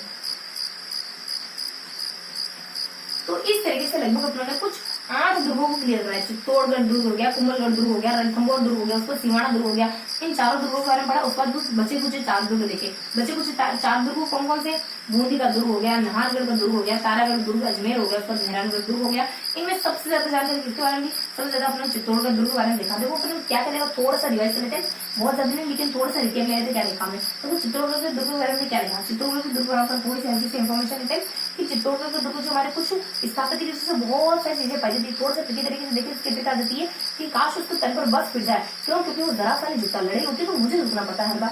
उसके बाद सेकंड बता देते हैं इसमें शाकों के बारे में, 3 शाख होते हैं हमारे, कुछ अलाउद्दीन के समय होता है, महादूर शाह के समय होता है और अकबर के समय होता है। देन बता दी जाती है इसके कुछ 2 नामकरण के बारे में, चित्रकूट क्यों कहा इसको, मतलब कि चित्रकूट क्यों कहा, चित्तौड़ क्यों कहा, खिजराबाद क्यों कहा, इसकी कुछ भौगोलिक विशेषता है, कुछ 4 भौगोलिक विशेषता है। इस तरीके से अपन 4 पॉइंट चित्तौड़गढ़ दुर्ग को पूरा फिनिश कर देते हैं। देन अपन आते हैं कुंभलगढ़ दुर्ग में। कुंभलगढ़ के बारे में अपन क्या देखते हैं, कुछ 8 कैरेक्टरिस्टिक देते हैं, 8 कैरेक्टरिस्टिक यानी 8 विशेषताओं को अच्छे से क्लियर करते हैं। देखो अपनी कुछ 5 विशेषताएं तो कुछ थोड़ी सेपरेट थी, थोड़ी सी टेक्निकल थी, उसका अपने कुछ बची कुछ 3 विशेषता बहुत हल्की सी, बहुत सामान्य जानकारी थी। क्या देखा, 2 व्यक्ति इसकी तारीफ करते हैं, अबुल फजल कहता है पगड़ी गिर जाएगी, कलर देर सुट कहता है कि एक्ट्रेस का वास्तु है। उसका कुछ और टेक्निकल विशेषता है, मंडल इसका शिल्पकार माना जाता है, यहाँ पे झुमका पाया जाता है, तो इस तरह की टेक्निकल विशेषता देखी, थोड़ी सी जानकारी देखी कि ये ना ये मेवाड़ राजपूत का आश्रय स्थल माना जाता है। उसका कुछ 5 कैरेक्टरिस्टिक हुई, बच्चे कुछ 3 विशेषताएं हमने देखी। ये कुछ कुंभा द्वारा बनाया हुआ है, ये दुर्ग की माता, ये कोई मेवाड़ मारवाड़ी समूह बना सागड़ियों उसके आसपास ये पड़ता है। बस इस तरीके से हमने हल्की सी इन्फॉर्मेशन देखी इस बारे में। और हाँ, अंतर्राष्ट्रीय ख्याति पर तो आपको भूली तो परंतु संख्या आती है इतनी 32 और 8 के बारे में जानकारी थी। ये कुछ 32 किलोमीटर पर कोटा बना, कुछ 8 घुड़सवार इस पर एक साथ खड़े हो सकते हैं। तो ये सारी इन्फॉर्मेशन देखेंगे कुंभलगढ़ दुर्ग के बारे में। देन अपन आ गए तीसरा दुर्ग जुरान संभव दुर्ग से 2 राजा का जिक्र होता है, 3 विशेषताएं होती है, 3 कैरेक्टरिस्टिक होती है। 2 राजा कौन, रणथंभौर देव चौहान, हमीरदेव चौहान। रणथंभौर ऐसा मानते हैं 8वीं शताब्दी के आसपास ये बता देता है। हमीरदेव चौहान ऐसा मानते हैं कि कुछ अलग उनके जैसे गुत्थम गुत्था करते हुए लड़ाई वगैरह करते मारा जाता है, ये कुछ अपने 1301 के आसपास कारण शरणागत माना जाता है। और कुछ 3 कैरेक्टरिस्टिक आती है, ये जीव में बना हुआ है, मतलब कि अपने गिरदुर्ग बंदूक दोनों की डिग्री माता है। उसके बाद कुछ और विशेषता आती है, इसमें बहुत सी चीजें बड़ी थी, हमीर महल, हमीर कचेरी, जो भी महल, उसका रानी जी का महल, गणेश मंदिर वगैरह, इस तरीके की हल्की सी स्थापत्य की जानकारी। फिर अपन देख लेते हैं कुछ हल्की सी जानकारी और जाती है अबुल फजल के को भक्त दुर्ग कहा जाता है। तो इस तरह की 3 विशेषताएं देखी और 2 राजाओं का इतिहास देखा। उसके बाद अपन अगले दुर्ग अपने कुछ सिवाड़ा का दुर्ग है, इसमें भी अपन 2 राजाओं का इतिहास देखते हैं, उसका 3 कैरेक्टर्स के बारे में कवर करते हैं। 2 राजा इतिहास अपने शीतल देव देते हैं, उसका तारण देव चौहान, शीतल देव में ज्यादा कुछ नहीं, शीतल देव और विरम देव देते हैं, शीतल देव और विरम देव। देखो शीतल देव ज्यादा कुछ तरह 900 के आसपास इसको बसा दिया था बस। उसके बाद अपने जो विरम देव होते हैं वो क्या करते थे, विरम देव को अपने कुछ कानर देव भतीजे माने जाते हैं। विरम देव करते रहते कुछ नहीं बल्कि अलाउद्दीन खिलजी से युद्ध करते वीर गति को प्राप्त हो जाते हैं। ये कुछ 1301 के आसपास तो सिवाना दुर्ग पर कब्जा हो जाता है अपने अलाउद्दीन खिलजी का। अब इसके कुछ 3 कैरेक्टरिस्टिक आती है, 3 कैरेक्टरिस्टिक में अपन क्या क्या देखने वाले, तो 3 कैरेक्टरिस्टिक में अपनी जानकारी देते हैं किसी कि ये जो दुर्ग है ना ये अपने 56 के पहाड़ों में बसा हुआ है, अड़खलों के नाम से जाना जाता है। और इस दुर्ग को मारवाड़ के राजाओं का शरण स्थल के नाम से भी जाना जाता है, क्योंकि चंद्रसेन को महादेव को दोनों को पनाह देता है। और उसके बाद बना देते हैं बूंदी दुर्ग के बारे में। बूंदी दुर्ग में भी अपने कुछ 4 राजाओं का जिक्र होता है, और उसका बची कुछ 4-5 इसकी कैरेक्टरिस्टिक होती है। हाँ, वहाँ नवल सागर होता है, ठीक है, वो नवल सागर होता है वहाँ पे, तो मैंने नव सागर लिखा है ना, नवल सागर समझो उसको। फिर उसमें बताया जाता है 4 राजाओं को जिक्र, अपने क्षेत्र सिंह, पहले बड़ सिंह है, क्षेत्र सिंह है, लाखा है, कुंभाहाड़ा है, एक तो अपने निर्माण करवा देता है और अब मम्मी जी से बचने के लिए कुछ 24वीं शताब्दी के आसपास निर्माण करवा देता है। दूसरा उसको जीतने के चक्कर में मारा जाता है। तीसरा उसका बेटा जब आता है ना तो नकली दुर्ग बनाता है अपने पिता का बदला लेने के लिए, उसको पता करके खुशी महसूस करता है। नेक्स्ट बताया जाता है उस नकली दुर्ग के चक्कर में भी अपने कुंभाहाड़ा माना जाता है। 4 राजाओं कुछ विशेषता आती है, ऐसा गिर दुर्ग है जो जमीन से देखोगे तो आसमान में दिखाई देने वाला तारे की तरह दिखाई देता है, ये हल्की सी विशेषता है। इसके समय की ये ना दूसरी विशेषता होती है कि उम्मेद के समय जो चित्रकारी यहाँ पे विकसित होता है ना वो बहुत ज्यादा प्रसिद्ध मानी जाती है। यहाँ की भित्ति चित्रकला भी बहुत ज्यादा विश्व प्रसिद्ध है, बहुत ज्यादा प्रसिद्ध, इतनी प्रसिद्ध है कि पूरे जग में जानी जाती है, पूरे विश्व में प्रसिद्ध है, विश्व विख्यात है। उसका जानकारी देती है कुछ स्थापत्य के बारे में, यहाँ क्या क्या पाया जाता है। यहाँ पाया जाता है कि संघ फसदे, तो संघ मतलब कुछ अपने कुछ 4-5 बातें पाई जाती है, अपने शिव अपने शिव सागर करके पाया जाता है। शिकार बुर्ज, अरे रे शिव सागर लिखे में तो देखो शिव सागर यहाँ पे शिकार बुर्ज पाई जाती है। क्या है शिकार बुर्ज, तो कुछ शिकार बुर्ज पाई जाती है अपने मतलब एन से अपने कुछ नवल सागर पाए जाते हैं। उसके बाद अपने शिकार बुर्ज हो गया, नवल सागर हो गया, और संग जी से अपने कुछ गर्भ कुंज आ जाता है। फल मतलब की फल अपने फूल सागर आ जाता है, और सी से अपने 84 कमरू चक्र दी थी। इस तरीके से कुछ हल्की सी स्थापत्य के बारे में जानकारी अपने। उसके बाद अपन देखते हैं नाहरगढ़ में कुछ नहीं देखना, हल्की सी विशेषता देखी, 2 राजाओं का जिक्र देखना, 2 बातें नामकरण से जुड़ी है कि कहाँ बसा हुआ ये बता, अरावली पर्वतमाला पर 2 राजा कौन, अपने माधव सिंह नौपाचा रणवीर, एक जिसे 9 महीने पंचमा कर देते हैं, सवाल जिसे मराठा से बचने के लिए इसका 17 निर्माण कर देते हैं। 2 नामकरण से जुड़ी बात है, इसको है ना इसको सुदर्शनगढ़ के नाम से जाना जाता है। नारसिंह भूमे के नाम पर इसका नाम पड़ा है। नारसिंह भूमे बहुत तल कर रहे थे, रत्नाकर पंडित ने इसको दूर भगा दिया, लेकिन जहाँ गए वहां लोग कुछ गए था, आंबागढ़ दुर्ग में गए थे, आंबागढ़ के स्थान पर गए थे, आंबागढ़ नाम के स्थान पर गए थे। सेकंड जानकारी हमारे मतलब नेक्स्ट जानकारी ज्ञान करते हैं कुछ तारागढ़ अजमेर के बारे में। 3 शख्स का जिक्र आता है, उसका यहाँ पर स्थापत्य के बारे में, इसकी 2 कैरेक्टरिस्टिक आती है। स्थापत्य दूसरी हल्की सी अरावली बसा हुआ है। तीन शख्स कौन आते वो कुंडी कभी कभी करा जैसे विठल आ जाता है, कैसे कल्याण जगत हो जाता है, बीस अपने बेंटी कहता है। ये कहते हैं विठल कहते हैं कि मैं दुर्गाध्यक्ष जानता हूँ, मेरा नाम पर गणपति कहते हैं, हम तो कहते नहीं अजय, हम बता देते अजय कहते इसको। उसके बाद अपने एक और अजय कुछ ये अपने कर्ण जैन स्टोरी कहते मुझे ज्यादा जानकारी नहीं, बस अजयपाल चौहान ने अपने अजयपाल चौहान ने इसका निर्माण करा, ये मुझे बताया। कर्नल बेंटी कहते हैं 1834 में कि ये ना जैसे देखते हैं तब इनको मतलब बेबाक तपाक से इनके मुंह से निकलता ओहो दुनिया को दूसरा विराट। और विशेषता के बाद यदि कुछ हमारे 14 बुर्जियां देखी जा सकती है। इसके अलावा अरावली में 14 बुर्ज क्या जल्दी घूमती है उसका पता फूटी पता मिली और मतलब अपने कुछ फिर अपने कुछ खिड़की वगैरह के बारे में देख लेते हैं। इस तरीके से अपन कुछ हल्की चीज की 14 बुर्जिया के बारे में जानकारी लेते हैं। तो ये अपने बुर्जिया से उसको अपन नेक्स्ट देखते हैं मेहरान दुर्ग के बारे में जानकारी हैं। कुछ 5 कैरेक्टरिस्टिक बारे में देखेंगे, कुछ स्थापत्य के बारे में 5 कैरेक्टरिस्टिक ये ब्लॉक पत्थर से बना हुआ है, ये कि अपने इतनी ऊंची पहाड़ी से बना हुआ कि इसको गढ़ चिंतामणि जो मेहरान चिड़ियों की पहाड़ी इतनी ऊंची चिड़ियों की पहाड़ी बना हुआ कि गढ़ चिंतामणि के नाम से या फिर अपने कुछ मयूर ध्वज के नाम से जाना जाता है। और अपने लाल ब्लॉक पत्थर का बना ये मैंने देख लिया और करने से जानकारी बता दी थी इसी को लेकर के कि यहाँ ना कुछ फिर अपनी 2 कैरेक्टरिस्टिक देख लिया उन्होंने और 2 कैरेक्टरिस्टिक और आ जाती है। 2 कैरेक्टरिस्टिक और क्या होती है इससे लेकर के 2 कैरेक्टरिस्टिक और बताते हैं अपने की जो मानसिक शख्स होते हैं वो इसको है ना इसके अंदर मानसिक प्रकाश नाम की पुस्तकालय इन लाइब्रेरी बनवा देते हैं। एक राव जोधा होते हैं 1659 में इसके बाहर की इन्फॉर्मेशन देखिए कि अपने गिरिदुर्ग की कैटेगरी में आता है। चिड़ियाटूर पहाड़ी पर बने हुए गिरिदुर्ग की कैटेगरी में आता है। चिड़ियाटूर की पहाड़ी पर बने दुर्ग है ये और गिरिदुर्ग की कैटेगरी में आता है और इसी कारण इसको मयूर ध्वज या फिर गढ़ चिंतामणि के नाम से जानते हैं। और फिर बताते चला ये लाल ब्लॉक पत्थर से बना। तो ये बेसिक इन्फॉर्मेशन इसके बारे में। इसके बाद इसके अंदर क्या क्या रखा हुआ है, इसके अंदर देखो इसके अंदर मतलब क्या क्या चीजें हैं। तो कुछ महल है, कुछ मंदिर वगैरह भी है, कुछ महल वगैरह भी। इसके अलावा कुछ इसके इतर कुछ इमारतें भी है और कुछ यहाँ पे ना तोपे भी रखी हुई। ये अपने चौके शंगार में कुछ रचना नीचे बना तखत नहीं मिलेगा। ये कुछ हमारी अदर इमारतें हैं। मंदिर रहते तो मुरारी का आनंद का चामुंडा मध्य मंदिर रहते हैं। उसके बाद कुछ यहाँ के अपने महल देखें तो महल बताते हैं कि आपका अगर आपकी पता हुई तो आपको मोती से या फिर फूल मालाओं से आपका श्रृंगार करा जाएगा। ये कुछ महल लाते हैं। उसके बाद यहाँ पे हमारी बुर्जे आ जाती है। बुर्जे क्या है अपने तोपे आ जाती है। कुछ है ना यहाँ पे 10 से 12 तोपे रखी हुई। उन तोपों का नाम कैसे अपने कि है ना कैसे जी लेती है वो उस घर में, कैसे जीती उस घर में क्योंकि उसको दब दब के मन से जीना पड़ेगा। देखो अपने कैसे 2 आ जाती किलकिला भेज देती है। उसके बाद अपने कुछ किलकिला के बाद अपने कड़क बिजली दे देती है। उसके बाद अपने कुछ दो और आती है जी से अपने गुब्बार आ जाती है और फिर अपने कुछ गजर आ जाती है। उसके बाद अपने म से भी एम से भी अपने 2 आती है। कुछ मीर वगैरह आ जाती है। उसके बाद मुसरत वगैरह आ जाती है। इसके बाद कुछ बच्चे कुछ हल्की आ जाती है। शंभू वाला आ जाता है अपने कोई शंभू बांडू वाला जाता है, कोई बिच्छू वगैरह भी आ जाता है यहाँ पे। उसके बाद अपने कुछ शंभू है बच्चू है। उसके बाद अपने गजनी मूवी वाला अपने आमिर खान भी आ जाते हैं यहाँ पे। उसके बाद बस ये किसी अपने बुजुर्गों का नाम होता है जो अपने ट्रिकी तरीकों से देखा। तो ये था हमारा आज का पूरा मतलब कि पूरे चैप्टर का एक छोटा सा क्वेश्चन जिसमें अपने 8 दुर्गों के बारे में अच्छे से जानकारी करी। तो कुछ 8 दुर्ग हमने पढ़े और उनके बारे में सारी जानकारी ली, व्यवस्थित तरीके से ट्रिकों से पढ़ने की कोशिश करिए ताकि चीजें लंबे समय तक याद रहें। तो आई होप आज का सेशन आपको पसंद आया होगा। फिर मिलेंगे ऐसे किसी अगले सेशन में, तब तक के लिए जय हिंद।